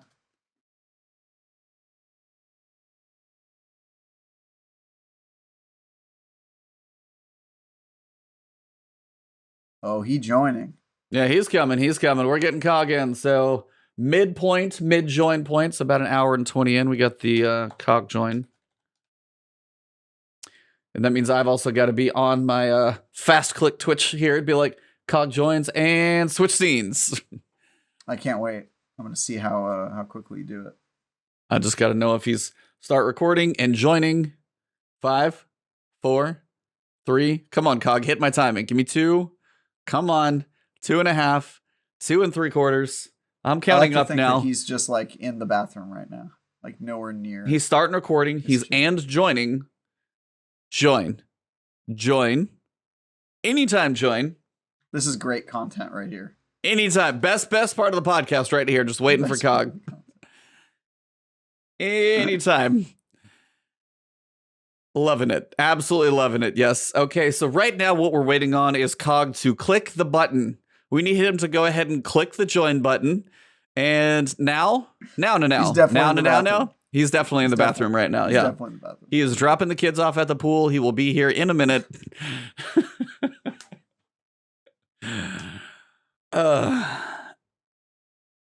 He needs some fun time with the homies. Everybody, when he gets in here, blow up chat, make him feel welcome. You know he's had a rough day if he didn't get to join us from the start. So join the call, sir. You know what we could do is while we're waiting, the we video. Come up with a chant, maybe celebratory cheer to the bow to the cog. No, we need the ninja. Cognito. There he is. There's my boy, and he's got a drink. Hey, I see Look an at him. Ebontis ice shaker. Kind of sweet. I see. How are my levels? My levels are right? You're a little up. I'll turn you. Great, bro. Yeah, you're good. Oh, okay, cool. Let's go to Your eyes are beautiful. Thank you. There you go, buddy. I'll try to keep it right. I was just talking about getting some alone time with you in a hotel room. We were. Listen, We were. Make sure my floor is different from your floor. We were talking about SEX at GCX. Is what we were talking about. I can't with you. A little bit of that going on in the chat today. So it was good times, bro. What's going on, man? I needed this. It's been a rough week. What's going on? We got boy. What we got? What we got? So we were talking you about. missed us talk about the ViDoc. You missed us talk about Legendary Campaign and the story. And now we're sort of just. Oh yeah, you also missed us talk about weapon crafting. So really, this is the last topic, right? Yeah. So we gotta get his take though. Like we gotta backtrack a little. We gotta go back a little and ask this man. There you go. Now I still can't see the top of your head in frame, but there's only so much I can do. My head's cut off. Your head is pretty big. Hey, there we go. Oh my God, I can see the top of your head. It's been months since I've actually got the top of his head in frame. So really, yeah, actually, it rarely happens. No, seriously, like how much have you caught up with this week? How much have you stayed in tune with? Have you missed anything? Where are you at? All right. So I caught the legendary modes that they're adding and how basically how they're going to do the rewards and stuff like that. I did catch that. So shout out to Tassie.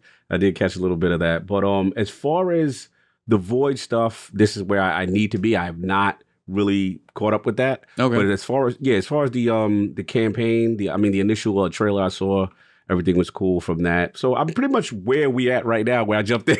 Nice. Like this is Do you have any what I see, top three stuff, like from the ViDoc, like big stuff that you've seen? Any major moments? Any cool excitement pieces? What you've seen so far? Like, what do you? I mean, we've talked about it, but I still want to know. Like, are you extra hyped? Like, this thing looks cool. These people are here. What do you got?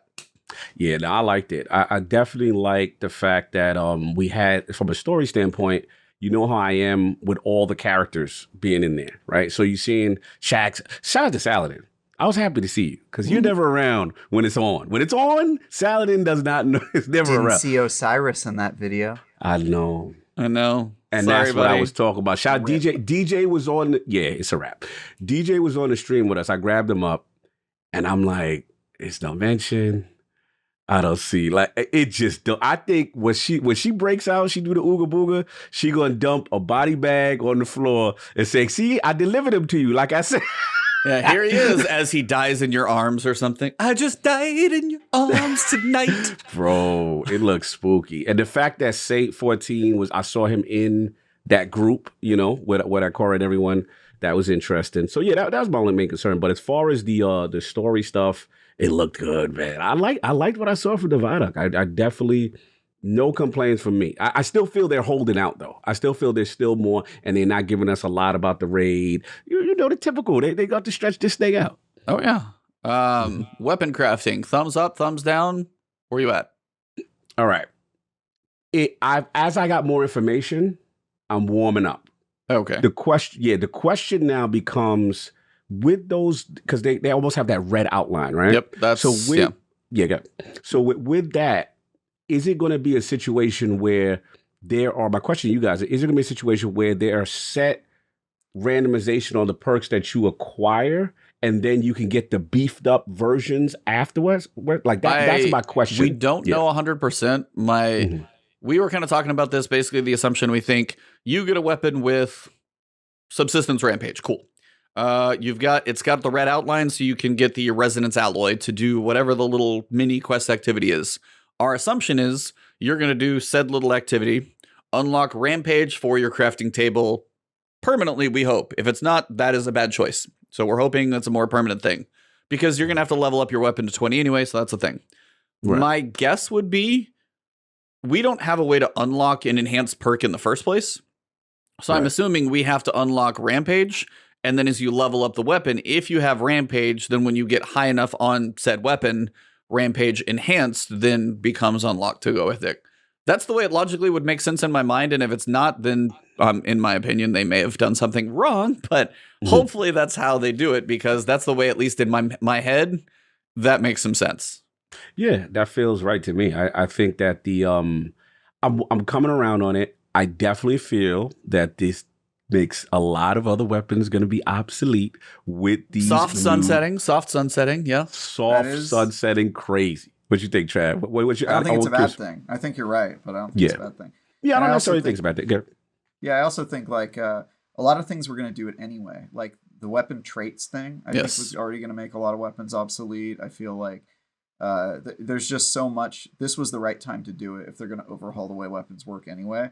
And also they admitted that crafting isn't going to let you create god rolls. It'll get you like 70 or 80% of the way through, but it's not going to let you create like equivalent to weapons you can earn adept from Grandmaster Nightfalls. Right. See, I'm sitting there thinking in my head about that, because I know we literally just got done talking about that, but I wanted to ask, adept weapons you get from a Grandmaster, what does adept do? Gives you an adept slot. You could put, big ones or whatever that one is on it.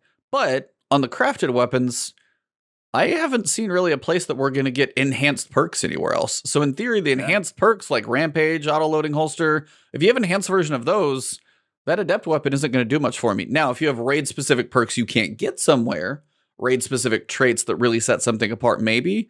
But I think the crafted weapons are going to be very potent, even in comparison to like a Grandmaster, which also makes me question, how are they really going to set those other ones apart? If it's because a little bit of an adept mod socket thing doesn't seem quite as strong if I have enhanced perks. And what do you care for? A little bit of range or the actual perks that function? So I'm not sure, honestly. Possibly. Yeah, I don't know. I don't know how they're going to handle it. Yeah, everybody's who's in here, by the way, now that Cog's here, smash that like button. I think you're muted. Yeah, sorry. I said, how we feeling about the glaive? I'm very curious because the melee is like a stab, backstab, overhead smash. It actually looks like it could feel like a decent combo for the melee. The projectile is kind of it's the one thing we didn't talk about, Travis. We failed. The projectile is like, they said you kind of need to lead the target, so it's like slightly slow tracking, it sounds like. Okay. So it's not going to be, that's not hit scan, that's going to be a slower piece. Kind of what I picture Symmetry's alt fire is probably like. Good analogy. That would be the closest I can picture in my head. And then we've got the shield, which it sounds like you need to charge the shield up with the projectile shots, and the clips seem to be about a magazine of like 6. Okay. So that's kind of what I've gathered so far, at least from that point. My first thought was that like I feel like it's going to require too much thinking to use a glaive. Like I know that's the most Titan thing you've ever heard, but like you guys know what I'm talking about. Put the crayons down. There's some weapons where like you spend most of your time doing math. Like sometimes I feel it with Vex Mythoclast. You're like, all right, 1 kill, 2 kill. Now use the charge thing, and you're like worried about efficiency. And then at some point you're like, you know what? This is not the right way to play the game. Is to like think so much about like my ammo, and it's especially true of like Terabot. That's like a perfect example where you're just like you have to all of your gameplay is around charging up that perk, and you have to like double down on it. And I just feel like the glaive, if there's like a lot of like interplay between the melee versus the range versus the charging up the shield, at a certain point you're just going to be like, you know what, I'm just going to find something that requires a little bit less like planning to use, and it kind of just lets me run wild. That's just what I got from the glaive. I was like, this seems like a lot to have to think about. It feels, I don't think they would introduce Necromancer's Xyle with the second super chat. Thank you, sir, for another $5. How hard is it going to be to unlock the options in weapon crafting? We're all kind of in speculation mode. I'm guessing whether you have to go find a recipe or a blueprint, so that might either be a quest or strike bot. I don't know where those are going to drop from. And David Oros with the second super chat. Hey Yins, longtime listener, big fan of the show. Can't catch this live, but I'm sure I'll enjoy it once I'm out of work. Thank you for all that you do. We appreciate it so much. Who's Yins? I don't know what he's saying. DJ at work, you know what I'm saying? He keeps trying, man. Trav, the boy, keep trying to get me 1K. I done gave up. I'm like, bro, I'm good at life. You know, like I'm just accepted it.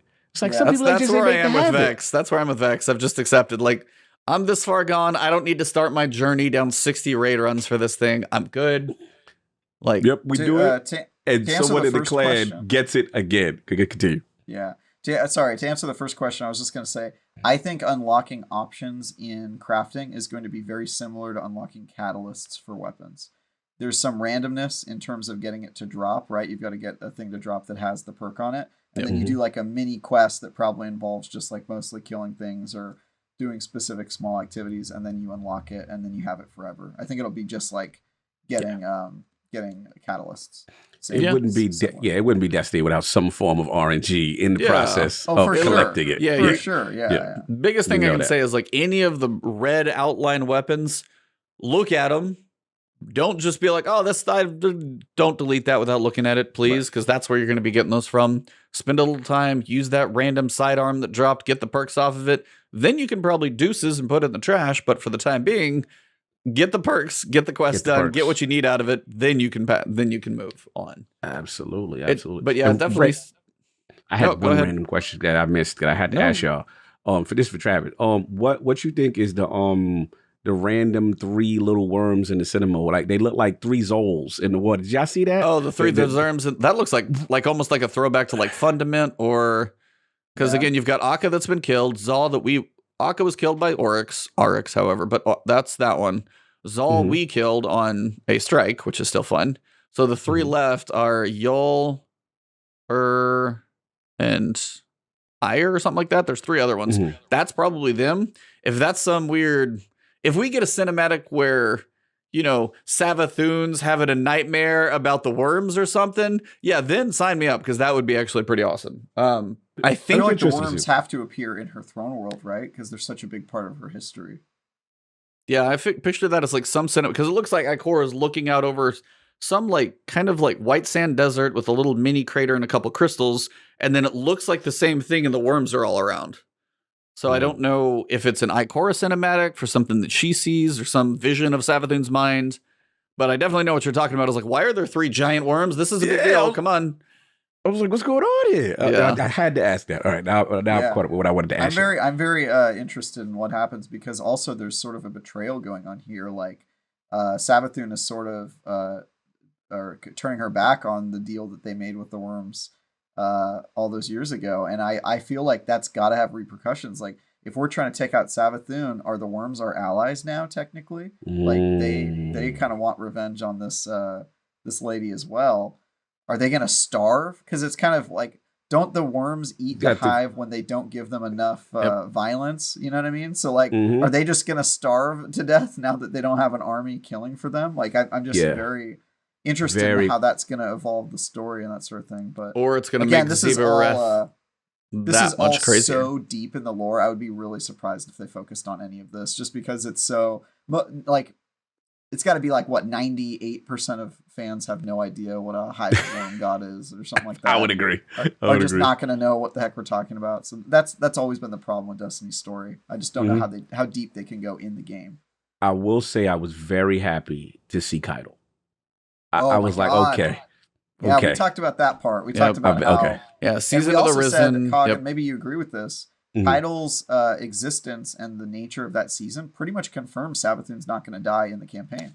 Because we're still fighting her Lucent Brood and trying to figure out how to take the light from them. So unless Savathun is dead and her hive are still running around as guardians, I don't see. I don't think he's smirking. I think that's which is smirking. No, me. It's chat. Oh, okay. Yeah, no, I agree. I think the theory. I think we might be safe from the Ooga Booga Hiya. Hiya, we beat you. It's over. I think we're all. I think we Savathun is something bigger and grander, because they haven't given away too much in the world of spoilers, which I appreciate. We don't know what Ikora is carrying, and she kind of walks out of the room kind of somberly. We don't know what she's looking at. But the big thing is, it seems like they're very excited about what is going to happen with Savathun. They're like, I'm really excited to see what you guys experience here. And I don't think they would be of that level of excitement if it's just like, hey, I can't wait for you to kill this in mission 7. It's like, I don't think that's going to be that way.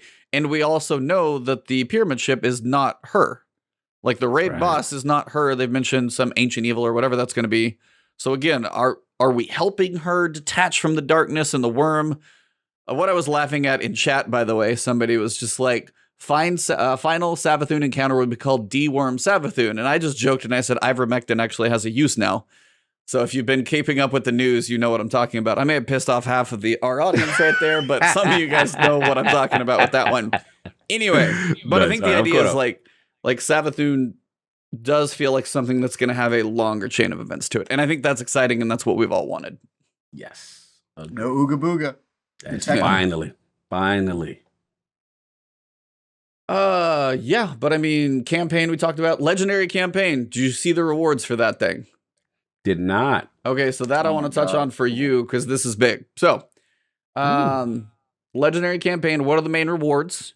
So you've got double chest rewards offering 1 to 3 extra chests per mission. Each chest will give you a pool of gear, upgrade modules, glimmer, that type of stuff. Legendary players will be able to earn Throne World armor and unlocks faster. Basically, high risk, high reward. They basically describe the missions, though, as like dungeons. Here's an encounter, beat the encounter, chest, move on. Like the missions have encounters to them. So there's definitely depth to them. Okay, we got that structure. Yep. Are there any unique rewards for completing the story on Legend difficulty? You got an emblem. You got a triumph. Okay. 8 upgrade modules. I know I'm not selling you yet, right? Nothing great. Bungie reward stuff? No? You good? How about if you beat all the missions on Legendary, you get a set of gear that's 20 levels above soft cap. Okay. So you go... Okay, I'm listening. If you beat all the Legendary missions, you all of a sudden go 15, 20. Okay, I'm listening. I like that. So that's probably the biggest one. So if you're my whole leveling video just got a wrench thrown into the middle of it, which sucks because I put that out on Tuesday, not thinking this was going to be a thing. There's only so much I can do. No, that's really cool. I do like that. I know people laugh, but I do like 8 modules because I'm an upgrade module. You are an upgrade whore, dude. It matters the most at the beginning of the season when you're trying to level and you're upgrading stuff. Just look like trash for a minute, and when you get up there, then you can. Don't spend an upgrade module. Make this promise to me now. Do not spend an upgrade module at least until level 1500. If you spend it in soft cap territory... I will not promise this. Why? Why would you ever? Get one of those cool exotics and I like because it. It doesn't cost that much to buy an upgrade module. It's just wasting resources. That I would be spending on what? Anything else? I don't know. But I literally said I need my 50,000 legendary shards that I. That's what I'm saying. Like what are we hoarding them for?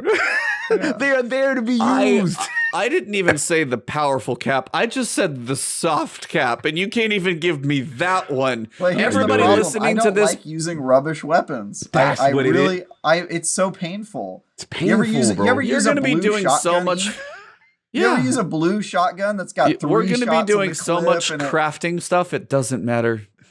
I mean, we'll see. Honestly, dude, Bro. crafting might not be feasible early in the game because they're adding 19 materials that I'm going to have to grab. We've talked about 4. We talked about that, Cog, by the way. It went from 6 to now it's 19. No, it's 4 on screen. You know there's more than 4. It's not 19. Jesus Christ. Not 19. It could be 19. It is not 19. I will bet you a steak dinner it is not 19. The bet is on. The bet is on. I will bet you a steak dinner if you let me choose how you eat your steak at that steak dinner. And it's worth the bet. Okay. That was good. I like that. What if I win, though? What if you... No. If you win, you get a free steak dinner, but I get to decide how you eat it. He got to have A1 on his... Yeah, you got to have flavoring on your steak. So he's completely disgusted now. Of all things, a steak does not require much besides salt, pepper, and a little bit of butter. And if you're going to baste it a little bit of thyme and garlic in that butter, you don't need a lot. I'm going to put mild Taco Bell hot sauce on your steak. How's that sound? Sweet Jesus. That was wild. But look, I'm with Trav, man. Like, you got to understand, like, it's something when you get the new campaign, you get the new DLC. You know what I'm saying? You're playing... You come across a cool, whether it be legendary or exotic weapon, and you're like, man, this feels good. And you know you're power leveling, but it's like, I really got to give this up right now for this terrible blue that I can't stand just for the sake you're of not even power. You're not gonna have from up to the soft cap. The reason I said that is because that was my joking moment, because you guys can't even embrace that one. You're gonna get a drop literally every so often that you're doing this. You're not gonna have it long enough that it's gonna matter. That's my point for the soft cap. True. Like when you got to powerful, it's gonna go a little slower. I get it. I'll let you waste your resources wherever you want. Yeah, but like soft cap, you're gonna have that. You're gonna like upgrade it every 5 seconds. You're gonna be out of upgrade modules every mission probably. Yeah, you're like, oh, I'm out of resources. Do I need to ask why, Cog? Do I need to ask why? Look, man, I love them guns, man. I love that. But we'll move on. Anywho. Anywho. But yeah, that's the big one. Like if you do all the missions on Legendary, you can play Legendary from the get-go. You can log in and play Legendary. That's gonna be painful. So they're gonna be they're gonna have contests on them, so it doesn't really matter about over leveling for them either. So all I can say is take Arbalist in there. It's gonna be your friend for shields. First unlocks on your artifact. Make sure you got your champions covered. Yeah, don't forget to get that catalyst for Arbalest before it comes out too. All done, baby. All done. There's gonna be lots of Arbalestation going on in the season of the Arbalestation. Yeah, that's a word we lost choice. The sponsorship now. It's over. Yep, sponsor's over. Advanced CG is no longer sponsoring this podcast. I tried. I know. Hey, I appreciate that. Hope you enjoy your new shaker, sir. Clearly. Oh no, it's amazing. It's amazing. Yeah. Is it water or is there a flavor in there? We doing the straw banner. Straw banner. Okay. Yeah. Focus nice. straw banner. Travel Danielle would be very proud. Yeah. Shout out to a nice lady. What if he was just like, it's chocolate milk? I would just say, hey, throw some birthday cake in there and then you got a dessert. Throw some birthday cake. Bam. It's actually really good. I've done that before. Chocolate milk is very good. You're so branded. Yeah, I love it. It's amazing. I love it. Chocolate milk is actually tasty though. And then no, some people are like, what are you, a child? I'm like, no, chocolate milk is just good. Thank you. No, yeah, it is. I love chocolate milk. But yeah, they basically say each mission is going to have a power cap, kind of like contest. So you'll be able to see like the highest level that you're going to be able to go into it. But the big thing is you're going to get more drops every chest, like double chest, things like that. And you can do it from the start. So here's the question, Cog. You going normal or you jumping straight legendary? Normal. I don't want the pain part. Like, nah, man. Because I want to go in, then flow back in there again. And then think about it. You got to have to know what these encounters are. Listen, that's all you, bro.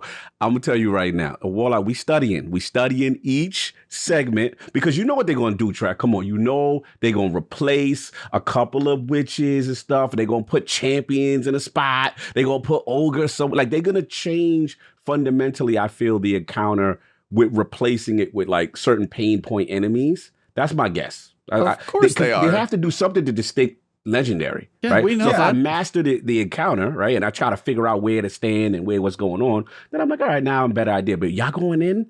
Well, y'all doing legendary? Oh, y'all, of course, salute y'all. Don't say warlocks are studying when you're playing on normal. That's like saying warlocks are studying, but we're reading from a first grade textbook. You know what I mean? Like he picked up his little highlights magazine at the doctor's office. Study the college courses if you wanna brag about the studying. You know what I'm saying? He's got the highlights magazine at the doctor's office doing the maze and the puzzles. While y'all Titans banging y'all head against the wall against the first little acolyte, I will be complete, then leveled, and come back for more rewards while y'all still doing that. We're getting our PhD in ass kicking. That's what I'm saying. God bless. I'm doing that. We should do it together. We should do a fire team. Yeah, we haven't done that. That's launch true. day. We should play through it on Legendary. We have not done that. That is a fact.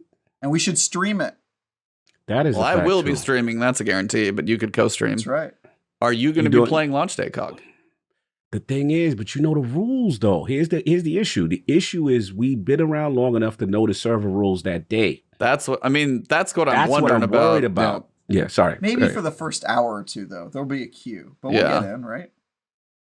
Get in, look around, do stuff. But yeah, no, I mean, servers will be an issue. Hopefully. I mean, they've seen the million pre-orders. We will have to see how the queue goes. But yeah, you got the 14-hour pre-download. You guys aren't on PlayStation, so that's not an issue. So honestly, I mean, just once we sit in the queue. Are you taking that day off, Cock? Are you? I'm not taking launch day off. What, you're taking a Wednesday? We should play it together. No, I'm taking. You take a launch day. I'm taking the next. I'm taking day 2 when the servers are up. So when you get done with work. Yeah, that's why because I figured. I said, "You come on, Trav. Day 1 gonna be crazy. the whole world, and they're gonna be like, You're we're right. experiencing. But I'm reviewing the guys. game. I don't have an option. No, you don't have an option. If I was Okay. playing this as a player, I would just play the next day or whenever the Right. next issue. I But I, forgot have to you. race to the Yeah. finish Yeah. line. Same thing. So It's like I I'm got messing it day up. one raid race. Yeah. It's me then. It's all me then. Because I figured, I was like, oh, it's going to be crazy that first day. Take it off, bro. You work for a tech company. You must have unlimited vacation. There's no way Listen. they're paying you for your days off. Stop trying to put my business out. Moving on. I know how tech companies work. Unlimited vacation, but realistically, You never should probably time take off less, yeah. otherwise, Such a trap, dude. It's such a Know the trap. I've had vibes. unlimited Know the vacation vibes. for like a decade, and I've never taken a day off. It's such a trap. Okay, well, Tangent officially done. So we're back to Void 3.0. Okay. get We it. should stream together. Hunters, they're going to be invisible all the time. That pretty much covers. No, I'm just kidding. Mhm. They will be though. So like the Mobius Quiver is going to have 2 triple shots out, and that one's going to actually, if they're attached by like Mobius Quiver, it's going to cause them to be volatile. So then you can have them explode, chain explosions, and that's going to happen. The other side of it, which is the Deadfall Anchor, is actually going to have more of a suction effect, so you can get the enemies in there. And then they have 3 aspects. One of these is just PvP forever, I'm sure. So Trapper's Ambush, player can activate Quick Fall to spin their melee charge and dive to the ground, creating a smoke cloud upon impact. Enemies caught in the cloud are weakened, and allies become invisible. In addition, snare bombs, upon attaching to surfaces, cause nearby allies to become invisible. So that's part of the invisible. Vanishing Step. Dodging makes hunters invisible. Period. That's wild. just Oh boy. that's just every PvP hunter ever. Dodge, invisible. Go. I mean, didn't they get their dodge nerf recently though? A little bit. Yeah, they Uh, Just the crying a amount little bit. of times they can do it because they That's were true. freezing everyone. Yeah, they for slowed it down a 15 little minutes. bit, I think. I don't know. I haven't heard how bad that is from a hunter's perspective. If anybody in the chat is a hunter, plays PvP, like how is the hunter dodge nerf for timing bin if you still spec into it? Just let us know. We don't play hunter. We're missing something in the podcast. Sorry. Missing one. Stylish Executioner. Defeating a void debuff target, weakened, suppressed, volatile, grants invisibility. And True Sight. And While invisible, after a stylish execution, your next melee weakens enemies. So they're really leaning into a couple of these pairing together. Like, and you can just like cycle. So for the Titans, it's about getting the overshield, refreshing the overshield. Hunters, it feels like that invisibility, respec, keeping that uptime going more and more. And then the Warlocks. You guys are just going to be like devour, lethal.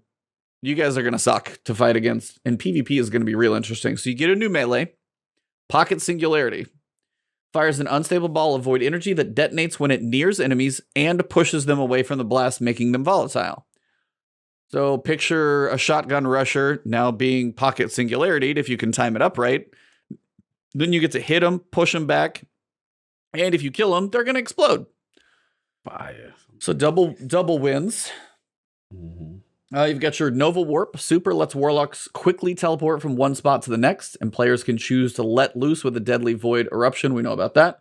With the Vortex Super Enhancement, the Nova Bomb will now draw enemies into your Singularity and then damage them once inside.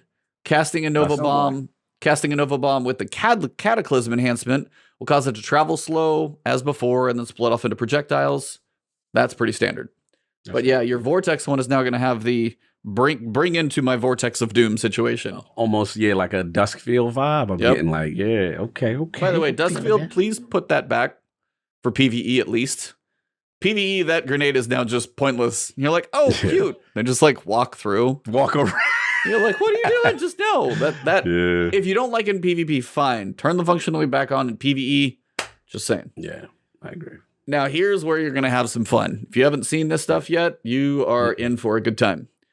Your aspects are as follows. Chaos Accelerant. Hold down the grenade button to overcharge your Vortex, Axion Bolt, Scatter, and Magnetic Grenades.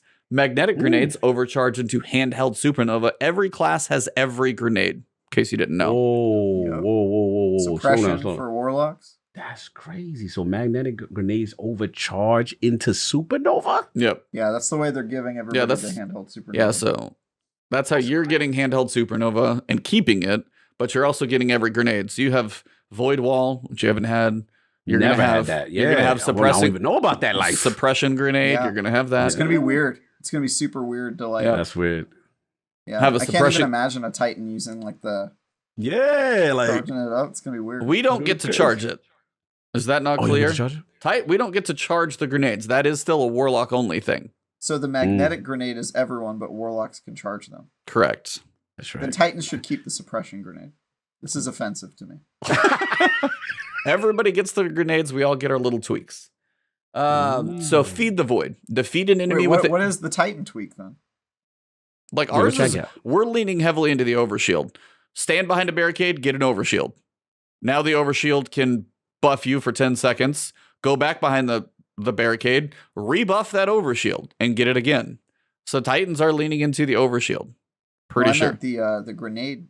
We're not getting any grenade modifications. But that's again, I get that, but we're getting different buffs.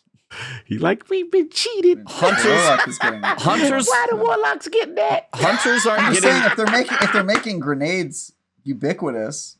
Yeah, why- but why- I hunters, just- it seems hunters, stupid. it's a warlock ability. A Titan is not intelligent enough to Yeah, convert too many that energy. crayons. Yeah, we haven't read the textbooks, the sacred textbooks about the handheld supernova abilities. Anyway, Exactly. so You feed gotta the read. void. Very simple. Defeat an enemy with the void ability to activate devour.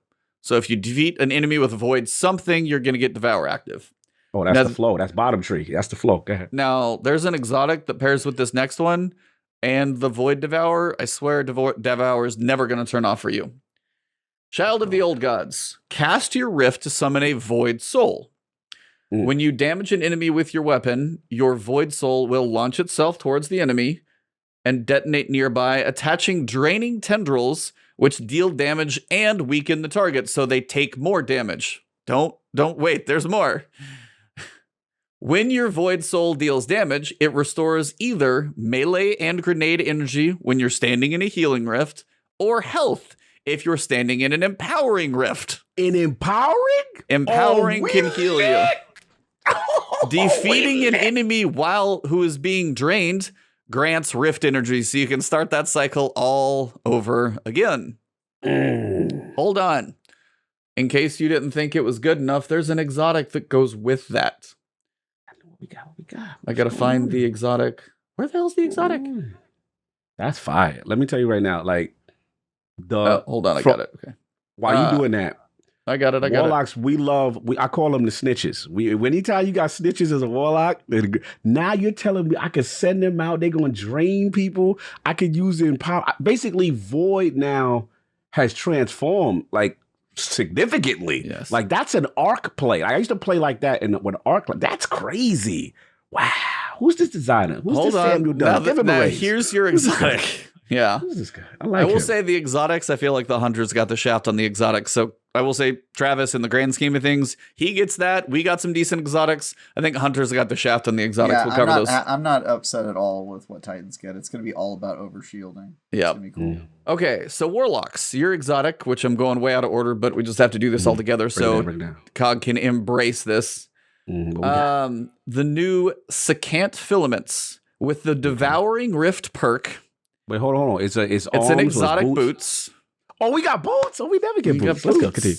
These shiny walking sticks of power will grant a player devour when they cast their empowering rift. Oh, wow. So now you cast your empowering rift. You have devour. Wow. What does it take to get devour to stay up? Just kill Just stuff, kills. right? Just What does kills. empowering rift do? Makes you stronger. Void ability kills give you devour, and then you get health back, and then you get your rift energy back. You cast your rift again, and you're back in devour. Oh, it's where? Show me the picture. There. Let me. I'll make sure. It's on the twab. It's towards the bottom of the twab. To the bottom. Oh, Allowing man. for- Like send pics. This is Cog's. Yeah, he's like, send Cock's nudes. fetish. Yeah, send Yes. nudes. Listen, man, I'm excited. So yeah, warlocks, you're gonna be just fine. But it gets even better. The fragments, which are for all classes, the Echo of Expulsion. You've got void ability kills cause enemies to explode. That's actually going to lean more into like the Titan middle tree, chain explosions, explode everything. Can't wait for that. Echo of Provision, damaging enemies with grenades, grant melee energy. Are you looking at the boots right now? Those boots are fire. Yo, I got the outfit already going with that. I got my purple. Oh, it's lit. I got an outfit for that. Continue. I'm sorry. Hold on. New Red said go read the rest of the boots description. So it grants you Empowering Rift, allowing for damage from both allies and individual players, the ability to disrupt foes, but in style. This started as what can we give Warlocks that would make Empowering Rift a more viable choice in Master Plus content? The answer was, well, has to heal you, right? Yeah, Basically makes sense. That's it. And eventually we said, if there ain't no healing, we're not interested. Yeah. I need my well. constant band-aids to be put on me. I just need constant health packs, please. Yeah. Couldn't play well. Gotta have So we eventually settled on Devouring Rift Pants. Overload was added to increase excitement. So yeah, you're pretty much good. Overload Rift. Those boots look so fine. Yeah, we ain't skipped leg day too. I like these. Continue. Anyway, back to the fragments. Back to the fragments. So that go of provision. Damaging enemies with grenades grants melee energy. This has a strength penalty. This one just pisses me off. And I know it shouldn't, but it's just like, hey, if you do damage with a grenade, you get melee energy, but we're going to deduct from your strength stat so your melee charge is slower. And I'm like, why? It reverses the exact thing it's supposed to do. Yeah, exactly. And it's probably, you should get more of a buff than your little strength cooldown would probably be. But again, still, do damage with a grenade, you get melee energy. But we got to make sure your melee doesn't charge slower. So we force you to use grenades to get this thing that doesn't recharge as fast. I'm just like, take the last part off of there. You were good. Yeah. They're leaning into the stasis aspects with I know there's a little give and take. Yeah. It's just I hate the take. Anyway. Yeah. Echoes of Domineering. After suppressing a target, greatly gain increased mobility for a short duration, and your equipped weapon is reloaded from reserves. So that's basically suppress somebody. They can't do anything. Run up with a shotgun, probably blast them. Or suppress a Lucent Brood and go crush their ghost. That's where I'm not even like, that's y'all life. Yeah, y'all the suppressors. Like, let's be real. Like, this is get to do that now. Yeah. Yeah, like to me, one of the most disrespectful things is you fight a Titan and he throws that on. He's like, turn your powers off. Shut up. Yeah. Like, it's just weakening. It's just very demoralizing. So to have that, like, I call it the fun police, and I love doing that. Titan Fun Police is no longer exclusive to Titans. The last one. I'm definitely sad about that because the Fun Police has been a Titan exclusive, and it's also one of the only things that's made the Defender Titan viable in PvP. Really, I mean, the bubble is so situational; it's not really that useful. Agreed. But that grenade is a game changer. It can shut down supers if you know how to use it. It's lethal, and I feel like it makes the Titan Void subclass a lot less unique and interesting. I kind of agree. Listen, selfishly, I like that. Hey, if y'all share it. But I do agree. I feel you guys lose their identity because that is, to me, a Titan thing from the Fun I feel like they have to give us an exotic that or a perk or something exclusive that allows our suppression to be a little bit better than you guys. Just as a nod to its origins as a Titan specific ability, you know, we need just in the same way that you guys are getting the ability to overcharge magnet grenades to turn them into handheld supernova. I think we need something that allows us to do something special with suppression grenades. I don't know what that looks like. I agree. I agree. Cool. Well, the last one, in case you've been missing Oppressive Darkness, Void Grenades weaken enemies. Just straight up Oppressive Darkness for a fragment. Like that's your PvP perk or PvE perk right there. Right there. So that's the big one. They said like the Titan has several ways to earn and extend its overshield. Use the Bastion aspect to create a barricade to grant an overshield to you and your allies. The Throne Shield melee can grant an overshield, as does the Void Shoulder Charge. So we can Void Shoulder Charge, get an overshield, drop a wall, keep it up, buff it up. Like, so that's why I was like, we're leaning overshields. Hunters are invisibility. You guys are just going to heal, devour, never die. Yeah, I got some flows. Maybe that's why they made the Hunter exotics not good. You don't really need an exotic if you're just invisible the whole game. Just stay invisible longer. You go do that. You just run and res the people who die. It kind of reminds me of D1, the Arc subclass for Hunters, because I remember that's how people were soloing raids back in that game, is they were just staying invisible like the whole time. Yes. Like they could stay invisible for like minutes at a time. That was crazy. Yeah, they're leaning into it. Each aspects of the subclasses. Yeah, so I mean, that's most of the recap. I think that's everything. So new players will start with a set abilities. Like Hunters are going to get Mobius Quiver, Marksman's Dodge, Triple Junch, Snare Bomb, and Scatter Grenade. Titans are going to start with Sentinel Shield, Towering Barricade, Catapult Lift, Shield Throw, and Magnetic Grenade. Warlocks are going to start with Nova Bomb, Vortex, Healing Rift, Burst Glide, Pocket Singularity, and Vortex Grenade. Even the starting Warlocks won that battle, but what? So how are they doing? Because now they're with the Void Tree, they're splitting up the 3 diamonds, right? They're just, so with it looks like stasis, yeah. Right. So with the super, though, for the Warlock, I just have this question. So it's like... You can just, there's the big diamond on the left. Right. It looks like you can scroll below it and pick a different one. You can just pick your super. Oh, you just pick it, right? Mm-hmm. So, but you guys had a unique situation. Shout out to the cops. Ours is separated. How they going to do that for you guys? It's same thing. It's just separated. So the Titan Bubble is now its own super. And it's not going to be hold. It's just going to be click, which also means now the Titan Bubble is instant. So that's actually, they even described it for PvP. You see somebody in the air about to cast like Blade Barrage, you can actually get the super off in time to take the Blade Barrage with the bubble and survive, as opposed to hold the butt dead. Yeah, you had to do that whole, because you guys would be Captain America first, then transform into a bubble. Got it. So now that's instant based on fragment. And it's on the tier 5 recharge time, just as your Well of Radiance. So it's the fastest recharge super as well, so you get it up more often. Gotcha. But yeah, if you've been playing for a while, most everything is going to be unlocked, except they said a few aspects or like a few fragments or something are going to come like after the raid. Travis and I were joking there might be a couple game breakers in there. Of course. But most things, when you log in, Void is mostly going to be unlocked. So you don't have to go through this lengthy process, it seems like. So that'll be something just to clarify with, but most of it's going to be there. So what about new lights? That's what the things I read off are what new lights start with. And then I think new lights are going to work on unlocking their Void subclass through Ikora is what I've heard. Yeah. Oh, they make her useful. Yeah. She's going to be like, well, she's like the main story beat, it seems, for Witch Queen. So we've also now got her piece of the Void subclass. The weird part is that's the first subclass they get. So they're going to do the aspects and the fragments. And then they're going to be like, all right, now go with the other 2, mess with the other solar and arc trees. This crap looks weird. We're going to fix this in about 6 months.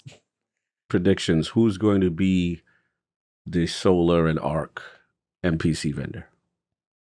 Arc will be... I was going to say Zavala, but he always pops a bubble.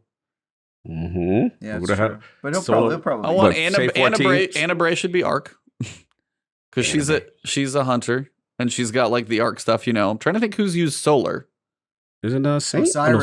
Saint would be solar. Saint would be Saladin. No, Saladin would be solar. Saladin would be solar. Yeah. Saladin would be solar. Okay. Or everything's going to go through Ikora and it's not going to matter. Yeah, that's true too. No one else. She's just going to be your subclass vendor. What'd you say, Jeff? Characters we haven't met yet. That's true. And then when we get our next no, I'm just kidding. Kaido will be solar. Yeah, run a Kaido. Let me teach you what it means to be a guardian. You disrespect my tank. I love when she says that. You dare. They'll give you a Hunter Vanguard and he'll do something finally. No, who knows? I will say Titans, though. That helmet. The Lorely Splendor helm. More than just a pretty face, it has the Cauterizing Flame perk. I run Bottom Tree Titan all the time, so this one speaks to me in so many ways. Basically, it says it allows for sunspots to heal players when they have Sun Warrior. So the healing is actually a nice thing.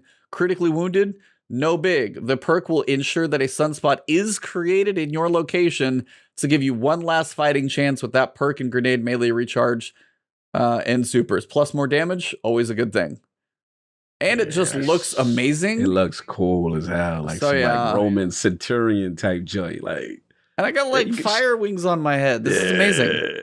It's like a fiery Icarus kind of vibe. Like, it's crazy. I go for like, we got to give it up to the art team, man. They always kill it, man. Oh, that's crazy. I even saw I like that. Also the capture team, apparently, because I saw one of the, I guess it was like artists or something like that. They said, thank you for making my creation look absolutely amazing from like the capture team. So apparently they place it in the picture wherever it is in the world. They probably just put the thing on the ground and move the camera. But yeah, the capture team taking these pictures apparently doing pretty good. So we've got the Hoarfrost chest. That's the big glacial wall that we've seen. But it's also going to work for benefits of basically like one of the best barricades you can have. It's still got the little window to shoot between. I like that part. If things get close to you, you're gonna slow things near the barricade. And then it's also going to boost weapon reload stability and range. Sounds a lot more like that sounds like kind of empowering range boost, but now you've got reload speed, stability, and range with that ice wall. Ice wall, I hate the Titan super, but that ice wall is definitely something somebody on your team can put down and lots of benefit from. Yeah, and then could you imagine like if somebody destroys your ice? Yeah, and then it goes away. Yeah. Well, hopefully not. Mm-hmm.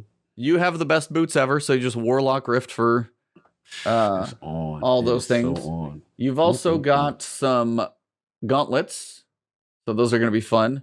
The Osteomancy gauntlets, those are the fervid cold snap perks. So you get double cold snaps with faster recharge. Hold on. You get double cold snap grenades. They have enhanced seeking, and they travel farther, but it also says it will recharge faster when it makes direct impact. So I don't know if you hit him with it, and then it like tracks or does what it's going to do. You actually get faster recharge from it. So good luck being accurate. Yeah, that's okay. I mean, anything with 2 is cool, but I don't know if I'm really going to lean into that, but it's all right. It's basically, those specific class-specific type exotics. And then the final ones for the Hunter. So we've got the Voltaic Mirror that basically allows the Arc Staff to have increased damage for what you reflect. It also seems like you're going to get more orbs of power from it. That's the one we saw in the trailer. It's like, it's fine. And then the gauntlets also have the Renewal Grasp. So that's going to basically allow the Duskfield Grenade to be bigger. This is actually kind of a support one, which is kind of cool to see.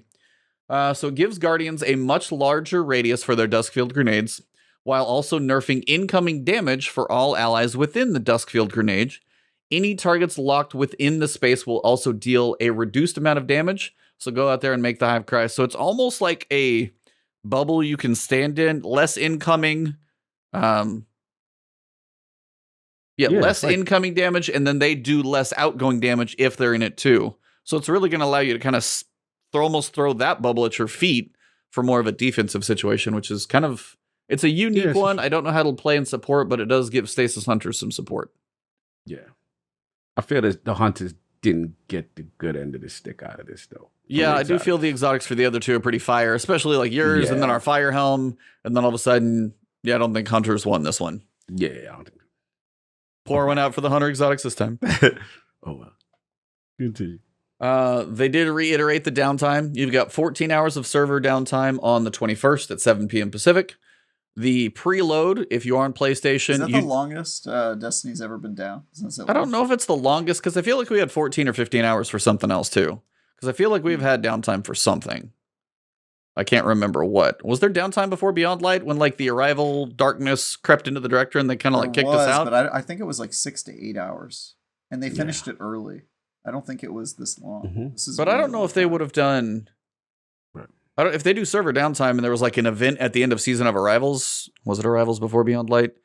They wouldn't do it at like 2 o'clock in the morning for like 6 or 8 hours. They would do it the evening before. So I feel like it's been similar. Last time was...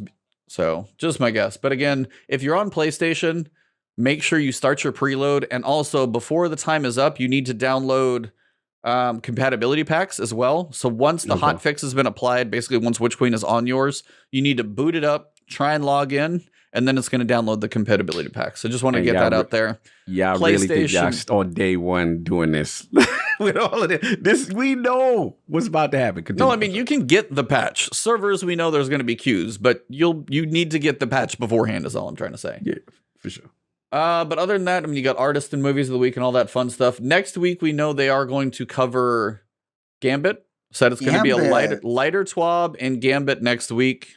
I joked like 4 weeks ago that they were going to save Gambit for last, and they actually are saving Gambit for last. I'm blown away. They do mention, they said, Gambit details coming next week. I want to set expectations. The team is not tearing down and rebuilding the mode from the ground up. The team will illustrate goals and walk through some changes we hope to improve the mode while addressing player feedback. Basically, it probably will be a lighter TWAB, touching on stuff like that. And then at some point, we're probably going to get giant patch notes as well, but I don't know if that's going to be on server day. So the thought process that we're going to talk about what we're going to do for Gambit or what is going to be done for Gambit. What's going to be done for Gambit, it sounds like. I think it's what's going to be done. I think they're changing stuff in Witch Queen. Yeah, like I think Witch Queen is may not be a big rework, but it's a rework of Gambit, even if it is small. Because otherwise, Cog, why would they talk about it before Witch Queen launches? Yeah. If they were just telling us our plans like they did with Crucible, that would be later. Right, that's what I was worried about. Yeah. Yeah, I think they're changing stuff, and they're like, hey, we want you to tell you about it now, so that it's not a surprise when Witch Queen drops and there's some changes to Gambit. But I'd be surprised if they were like super substantial. They're definitely not going to save that broken mode. I don't know what they like. If they're obviously, I don't expect massive changes. If they change like invader timing, if you spawn what the hell's the enemy at the end of Gambit? That's how often I play this thing. I don't even know. Oh, the Primeval. Primeval, thank you. Can't even remember Primeval. Damn. If you spawn the Primeval, your invades should stop until the other person does. Those are the types of tweaks that I would see. I think I saw somewhere, and I don't know if this is, I've seen it somewhere. The Gambit trait, I think, is invader tracking. Like your Gambit weapons have invader tracking. So if you can actually either tag or track, or I don't know if it's going to like see through or if it's going to be put the little arrow on the head or whatever. But if you can tag an invader and then they can't get away, there's incentive to use Gambit weapons in that mode, in theory. And that's also going to be one of the first cosmetic things for weapon crafting is going to come from Gambit. They said the raid, they said Grandmaster's Trials, stuff like that will probably have it later. But Gambit will have the first crafting cosmetic situation. They did mention they want you to play Gambit. They're going to give you a reason. Of course. We know the vibes. But yeah, I think that is. I think that's most. Somehow we blew through a lot of information. I've covered a lot of stuff in the videos. They did also have the interactive trailer today. I don't know if you had a chance to look at that, Cog. So good. It's just a really check well that out, Cog. It's cool. Yeah, it's a really it's a well good done lore overview too, because I know you're not a lore main. So you should definitely check it out. No, I love the lore. It's just a cool history of like the Hive and Savathun. Kind of gives people a chance to catch up in how we are where we are here. How we are here now. So it's a cool way to go through the history. They talk about Fundament. They go back that far. So they really go through kind of the history, the reason why the Scarlet Keep was created. I mean, they go through Savathun's motivations for just about everything she's been through. It's actually really cool to get that much history. If you haven't watched the Bife video, you've probably never even heard the word Fundament with related to Destiny. So it is cool to see that referenced first time. It's giant. Let's see. What about you, Cog? Anything that you've heard, thought otherwise that we haven't touched on that maybe you wanted to talk about that you don't know if we did or not? No, I just think that they've got a lot packed in. I am warming up. I think right now my excitement is actually for 3.0 than anything, which is weird. Like what's going to be really weird is looking at the Solar and Arc subclasses. Yeah, with the face now, like open. That's going to be really weird because right now, at least there's a separation when you toggle between darkness and light. But now it's going to be like, especially if you're a new player, you're going to be like, why are these other subclasses so different? So, yeah, that's one of those like kind of budgetary things. You kind of wish it was all at once. Yeah. I mean, granted, it gives you something to look forward to in the new seasons. But right now, it's like, hey, Void's cool. It's like, okay, now you got redhead stepchildren of subclasses over here. It's just like, and one of them is going to be 6 months away. Oh yeah, for sure. It's the right call. And that's I just love that customization. It's an enhanced version of what D1 was trying to do. You know what I'm saying? And I like the customization. I like a lot of the synergies. That's honestly the most. The crafted stuff. Until I get it in my hand. Not that I'm like I just need to get it in my hand before I can say, "Yo, this is it. They did it." Like I just need to see that. But I'm ready, man. I'm ready. Campaign. You know what I'm saying? I'm ready. Yeah, I'm ready. I got all my stuff done a month ago because I'm ready to do this. I'm ready now. Yeah, I'm ready. I'm like, let's get it. And I want to see the secrets. And I like that whole deep side. I like they're playing into the deception aspect of Savathun. That's really cool. Yep. And my hope is for like a better, Dreadnought. Like I'm hoping for like a better Dreadnought experience, but also I want to see how they handle that transition post Throne World. What are they holding on to, if anything? You know, is there something else? That's the thing I wonder. It's like we're adding a destination, and it's a representation of Savathun's mind. That's her Throne World. They don't put a destination to get rid of it at the end of a campaign. This thing's staying here, which is another implication that I think Savathun's not going anywhere. But yeah, it's like, this is a destination that they just put in. We got Europa. That's not going anywhere. Obviously, it's a new destination. They made some engine tweaks and stuff like that. So it's going to be in the game for a while. That makes me wonder, how does the story of Savathûn play out? Because if we defeat Savathûn, there shouldn't be a throne world in theory. Is that wrong? Is that right? Chat, do you have any idea? Like, does that mean she's not going anywhere till the inevitable end of the game, end of the stuff? Am I probably breaking some people who are questioning my lore questions? I don't know. I'm just wondering, like, that's more the question of, like, the long-term piece of this. Right. Is... I think she has more of a role to play beyond this expansion. Yeah. Very complex. And they've been very good about keeping villains around, whether it's Keitel and they're not really good at doing it in their main expansions, but so far they've kept people around and found new uses for them. So, have we got any word about the homie Mithrax? Has anyone seen him? He's one of our allies. No. Yeah. Where's the House of Light? Where they at? He's hanging out in the Fallen Quarter, right? About a raid. He just running the Scourge of the Past by himself. Yeah, I guess so. Interested. I'm very curious with him too, and the Crow advancement. What is going to happen? Yeah, Crow's at least going to be part of the season. So we know he's part of the season of the Risen because he's hanging out with Keitel, which is cool to see him put back in, which I'm glad because at the end of the season, he's just going to go off and hang out and we're jumping back in with him again, which I'm happy to see as well. So no, we got Keitel, we got Crow back. We have all the NPCs in one room for some crazy cinematic, we know. I like that. And then I just got to know what happens with Savathûn, and I want to understand the raid. The story connection to the raid has to be, like, it's got to be epic. 1,000%. That's what I want to know. Because this is Savathûn, man. So, I mean, I know that's probably most likely not going to be... The vibe I'm getting now is like it's probably not going to be a Taken King thing because it doesn't seem it's this ancient evil, right? So this is something else, and we maybe what if we get the race, the other what if we get a representative of it? I wouldn't hold your breath. I'm asking too the much. Veil, we're gonna get Axis the sequel. Yeah, we gotta get Tadix in the pyramid. No, Tadix gonna come back. If Tannix is the raid boss, Travis's review score he's the admiral of the Black Fleet, Tannix.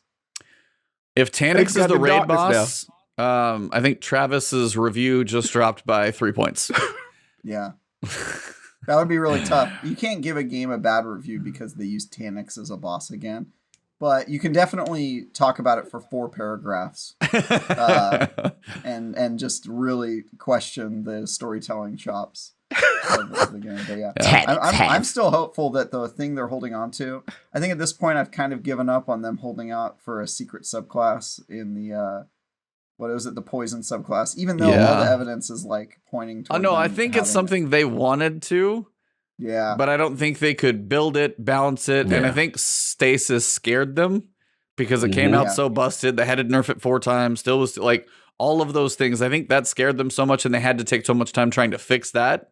Yeah. They could do some tweaks to the ones we have existing, and then they're probably going to give another year before we get it. I do think we're going to get another one. I think it's just going to be with Lightfall. Yeah, I think we'll get 2 more. And but yeah, anyway, I've sort of given up on that theory. But I still am holding out hope that we will meet the people that are running the Black Fleet. In some context, maybe the final boss or the final encounter. I think there's going to be some sort of like we've had the Darkness Veil things referenced in Garden of Salvation. Yeah, and then of course now with the Darkness and the Pyramid ships with all of the stasis stuff that we went through. Also, Deepstone Crypt. Yeah, Deepstone Crypt as well. So it's like multiple raids, a whole thing about the Darkness. The Pyramid ships came on screen. At some point, that's got to pay off. Like this is the very long game of Destiny that if you're not around for all of it, it does take a while for some of these things to pay off because this one definitely seems about the Savathûn. And again, either we're assembling the adventures of the alien species of Saul, or who knows what's going to happen. I don't know. But before we go, sir, I did want to ask you, how's Sifu? Oh, that's fire. Oh, my Lord. I love it. I absolutely love it. I am very early. Probably beat the dude that killed me as a kid, the early dude, and then I'm up to just like the club or whatever. Yeah. But yeah, that thing. That is so. See, like y'all the Dark Souls dudes. I get it. Yeah, this is how you trick me into getting into. And this ain't even no type of soul stuff, but I just love the fact that that mechanic with the aging is really cool because like if you get older, then you kind of become like a glass cannon, but you hit harder. Yeah. I do like that. I do like the fact that as you progress in level, you basically whatever level you get at your youngest age, you know what I'm saying? It kind of retains that. But it's just as an older gentleman, what I love about it is these are the kind of movies that me, King, saw with bodies. Kung Fu flicks, it's always the same trope, right? Yeah. Evil bastard comes in, he murders, the father or the master. He doing something for evil, and then the kid is either spared or whatever. And then you start the training and the process to go back. And like, this is the essence of Kung Fu flicks at its core. Like, this is how you trick me into these type of games. And it's not really like super difficult. It's just that I love what they're doing. I just Don't wish speak my too own. soon. I was gonna True. say, hold your thought on that one. I will say this. I hope my only nitpick is that I love it so much. I just feel there should be more of that cinematic flair with narrative. And I'm hoping just because they. Don't worry. Oh, okay. I'm gonna get it. Okay. World 2 starts it. World 3, you'll see what they're doing with the levels. Okay. The levels change kind of a game. 3 does some things when you're like, oh, like you'll see some stuff, which is fair enough. which is enjoyable. Yeah, no spoils, but yeah, when you get to 3 and you've seen most of the world of 3, I want you to text me so I know what you've seen. Let's see. All right, fair enough. Yeah, all I would say is that I just want this game to succeed because if they have a AAA budget, it's on. They're really punching above their weight with what they've done so far, and I like it. So I want to salute those guys that did I believe Absolver, or whatever. And I like the art style. It's just you're gonna love it even more by the time you get farther in. I'm telling you, bro. You know when they had me early when you do the hallway and it was like the Daredevil. It went sideways, dude. That was so good. I said, this is for me. And then I took a snapshot of all the bodies behind me. I was like, oh. Yeah, I did it on my first try. Yeah. I think I was age 23. You haven't even played it yet. I know. I gotta call him out. I was like, I was gonna get about feelings. I was like, he can't be that. Now I will say, like, I'm doing okay on the I run. haven't had time. I'm writing so many reviews. I'm on the final boss. Rook's on the final boss. We've been trading back and forth. Amaze, though, pretty sure he's almost like flawlessing this damn game. I caught him and I rated him because I was playing. I was like, who's playing? He's playing Sifu. Dude's near the end, like 21 years old. Stop. Just like absolutely just madman. Just absolutely killing it. See, that's what I want to get. I will say that game, I do want to get nice. It is a game about mastery. That is what it is all about. And the parry, I want to master the standstill, the dodge, as opposed to the parry. So that, because they make them whiff, get the focus. Yep. There's a lot to it. Man. Yeah. So. Fighting game fans, stand up. I feel you. Don't matter. Shout out to Voidlock Spartan with the super chat, $2. We absorb her worm for a new subclass in 2023. I'm down. That would be a way to go to the dark side. That would probably be hard to come back from. But hey, Lightfall, there you go. It just sold itself. We're good. I like it. It is. Well, thank you, Cog, for joining us. Appreciate it. For me. Thank you for waiting for me. Next I week, need to take a nap after this. who wants to announce our guest next week? Because you all know who it is. Oh yeah. Cog, you wanna drum roll? Listen, man, it's one of my favorites. One of the smooth. Actually, I think me and Teddy had this conversation. Low key doesn't get credit. It's probably one of the funniest content creators. Like absolutely hilarious. He's very good at his writing. Yeah, when you could do a Manscaped commercial and have me like erupt into laughter every time, he's just hilarious. That's the homie, man. The Fallout, bro. The Fallout plays. Let's go. Yes, so Fallout will be joining us next week. I don't know if we're going to get him for much more than an hour, so we will have to be kind of succinct with that one. But Yeah, Fallout Plays will be joining us next week. Same time, same bat channel. So we will be here, same time, same place. No weird morning or anything like that. So it will be the 17th, if I can do math correctly, 7 p.m. Fallout Plays joining us. We're basically going to have all the information for Witch Queen. So we're just going to jump in and see. Talk about Gambit. We're going to be the Gambit exclusive show. Yes, it's going to be Gambit, Fallout's favorite topic, I'm sure. But honestly, shout out to Fallout, shout out to Mercules as well over on DCP. Right now, they've got Kevin Giannis. Yeah, shout out to Mercules first. He had Chris Proctor on Massive Breakdown. Excellent listen. And then right now, as we're wrapping up this show, DCP is kicking into their piece. They've got Kevin Giannis and one other gentleman from Bungie. I just remember Kevin, so I'm sorry the other guy. I forgot to look, but they have two Bungie guys on there talking, and then it's Fallout, Mercules, and the DCP crew talking to a couple of Bungie guys tonight. So if you want any more information, a lot of information dropped this week. I'm going to give that a listen to see what other nuggets, because they always tend to, I will say Chris Proctor in the interviews will tend to give probably a little more than you'd expect. But it's been like, I mean, he's mostly just given like nuggets about like weapon archetypes and things, but he'll just give some information. And you're like, oh, there's like 50 weapons. And you're like, I'm sorry? You'd be like, what? Yeah, that was one of the things that I saw come out from when Chris Proctor was with Mercules. He's like, yeah, there's like 42. And then in the ViDoc, it was like 50. But no, those are some good listens when they get a chance to talk with those guys. Oh, yeah. So just wanted to drop that one. So when we are done with our podcast, which I do believe there's a good amount of you watching. Shout out to all 120 of you guys. Salute. Thank you for the super chats. Thank you, Cog, for making that. My advice is please go to twitch.tv/DCP Live. I think it's DCP Live or DCP_Live. Go check out that one. Shouldn't be too far in the middle of it. So that is going to be a good listen. I will listen to it, so I advise checking it out. They're a hilarious crew. So. Oh, yeah, for sure. Those are the homies. But gentlemen, as we wrap this thing up, Travis, what awesome you didn't hear him talk about Crossfire X, by the way. I missed that, and I did want to hear that. Tell him, please. Yeah, briefly. Can I get the? It is one of the worst games I've ever played. It's unbearable. No, you were the chosen one. Yeah, you were the chosen exclusive. What happened? The main menu doesn't even run stable. So the main menu glitches out and has frame drops and crashes. It has one of the most disgusting microtransaction models ever, where you can buy more powerful weapons to help you in the game. The multiplayer modes are incredibly ill-conceived. Like you'll just like spawn in the same area. Your entire team will spawn in the same area, so the opposite team can just stand at your spawn point and just like mow you down. There's an infection mode where the zombies are coming for you, and if they hit you once, you become a zombie, right? Yeah. You become like an alien. Except for the aliens have like, you have to shoot them 20 times to kill them, and they only have to hit you once to transform you. And so it's impossible to win as the humans.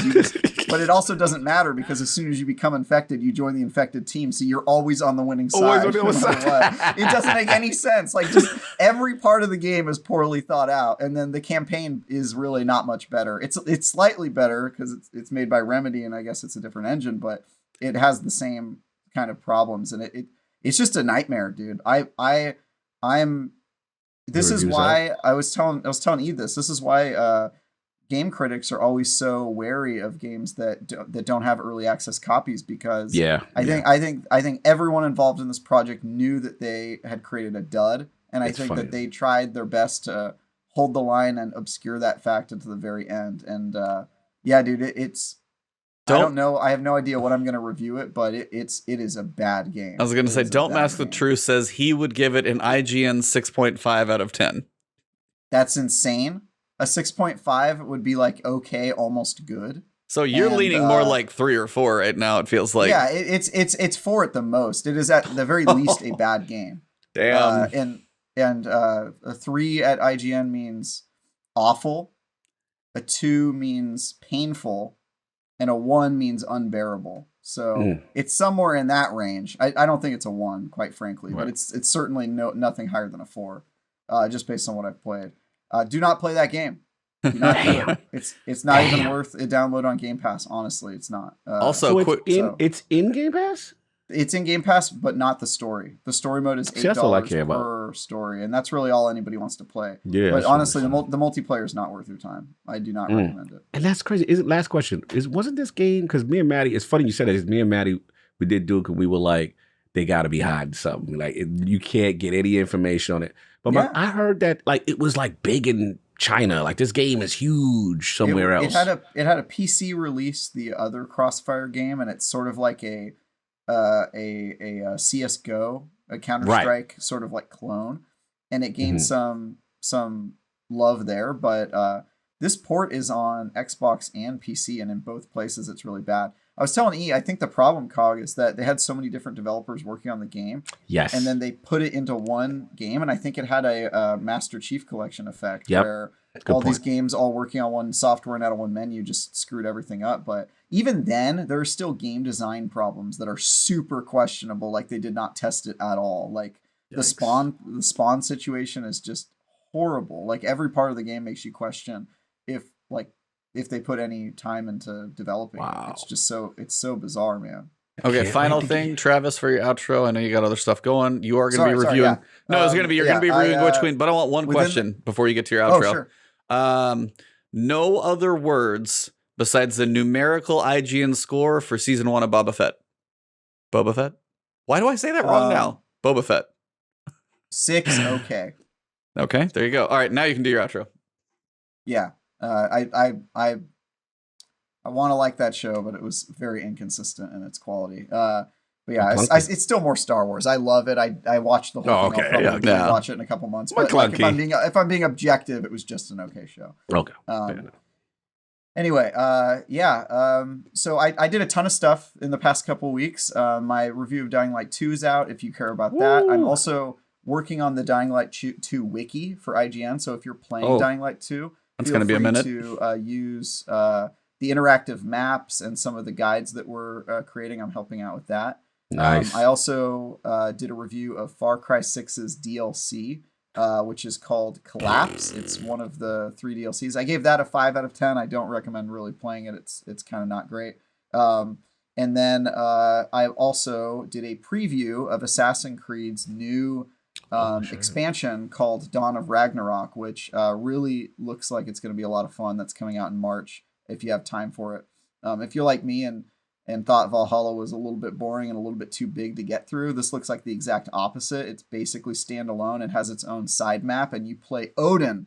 You play Odin, the god, and you have a whole bunch of superpowers, and you can shoot lightning. It's sweet. I might be in on this. I almost named my preview. In Dawn of Ragnarok, you can turn into a bird and then assassinate someone. So you can fly around as a bird and then hit the assassinate button, and your bird will dive in, and then at the last second, you turn back into a human and you assassinate. Oh, I was wondering if you were gonna like Peregrine Falcon too, and like dive and kill him as a bird, just impale with the beak or something. Impale. Yeah, you turn into a human again at the last second, but it looks really cool. It's got just a whole bunch of weird powers, and the Assassin's Creed has been a little bit stale, so it's cool to see them trying new stuff. I think I agree. Just try new stuff. So yeah, I did all of that stuff, and then this week I'm reviewing Crossfire X. So I'm actually doing 2 separate reviews, one for single player and one for multiplayer. So and both of them are going to get 4s. Yeah. So you can look for that online next week. But yeah, I'm working on a ton of content for IGN this month, and then my next review after Crossfire X, unless any more surprise reviews pop up, is going to be a little game called Destiny 2: The Witch Queen. So I'm very excited to review that game, and I'll be posting my thoughts online, maybe a review in progress, and then my final review will come out the day after the raid. I'm going to be streaming my raid with D-Flawless. Nice. So you can watch us make jokes while we bang our head against the wall trying to kill Savathun or whatever. So very nice. It should be. I'm having a really fun month, guys. That's what's up. Yeah, you've been killing it, man. The Dying Light, all this stuff, man. And then now Destiny, nonstop, brother. Keep it up. Loving the work. Cog, what about you in the metaverse? So much. Other than that, it's been, what do we see? Duke, we did a great, I highly recommend, if you can, watch Duke Ultimate. We did an Xbox One retrospective that was fun as hell. King David's on it. David's on it. Nice. It is but it's actually like we really hit it from all angles. Yeah. And it was such a polarizing generation, but we break it down, all aspects of it. And so we got that going on. Me and Maddie came back. We did Duke, and then supposed to have a guest on Sunday's IOP. So we'll see what happens. Might be a little different from the norm. We're gonna do something a little different, but it's still gaming related. So we're gonna ask him offline because I don't know what the hell he's talking about. Yeah, we'll do something different. But yeah, Sunday should be fun. And yeah, man, like just been catching up, just trying to get through, man. Super Bowl's this week, so it's busy week for me work wise. But other than that, I am glad at least I can make it here. Because when I saw these, I was like, oh man, there's so much good Destiny stuff to talk about. I'm like, I gotta work. No. So I am glad I'm here. But yeah, gotta get back with the homies because it was a struggle. I needed this. Yeah. I needed to just talk games and fun. No stress. But yeah, salute. And E, what about you with your amazing advanced GG shaker that I have now a proud owner? You know what's funny? It shipped today. I was like, that's another. I was like, I gotta make it even if I'm late. I was like, I gotta make it. It delivered today. Yeah. Shout out use code Ebontis at advancedgg.com. Links are plastered all over my social. You guys know where to find me. Of course. No, I'm just kidding. But seriously. But seriously, use the damn code. Use the damn code, buy it. Use the code. Yep. No, honestly, if you ever have questions about it, let me know. That's all I'll say. No doubt. I use it. That's pretty obvious. But if you ever have questions, I'm happy to answer them. But outside of that, trying to beat Sifu literally on the final boss. I don't know if I'm going to go for like an amaze, like try and beat the whole damn thing undefeated. That's probably a little extreme because there's some parts where it's just like if I beat it, I'm in a decent age when I get through it. I'm kind of good. But Rook actually in chat, he and I have both been playing it, kind of trading who's ahead of who. So it's been pretty fun. Nice. Lost Ark I've also been playing. So if I get any time, kind of like level 19 of that, my friend has left me in the dust, but that's not surprising because that's all he's been playing.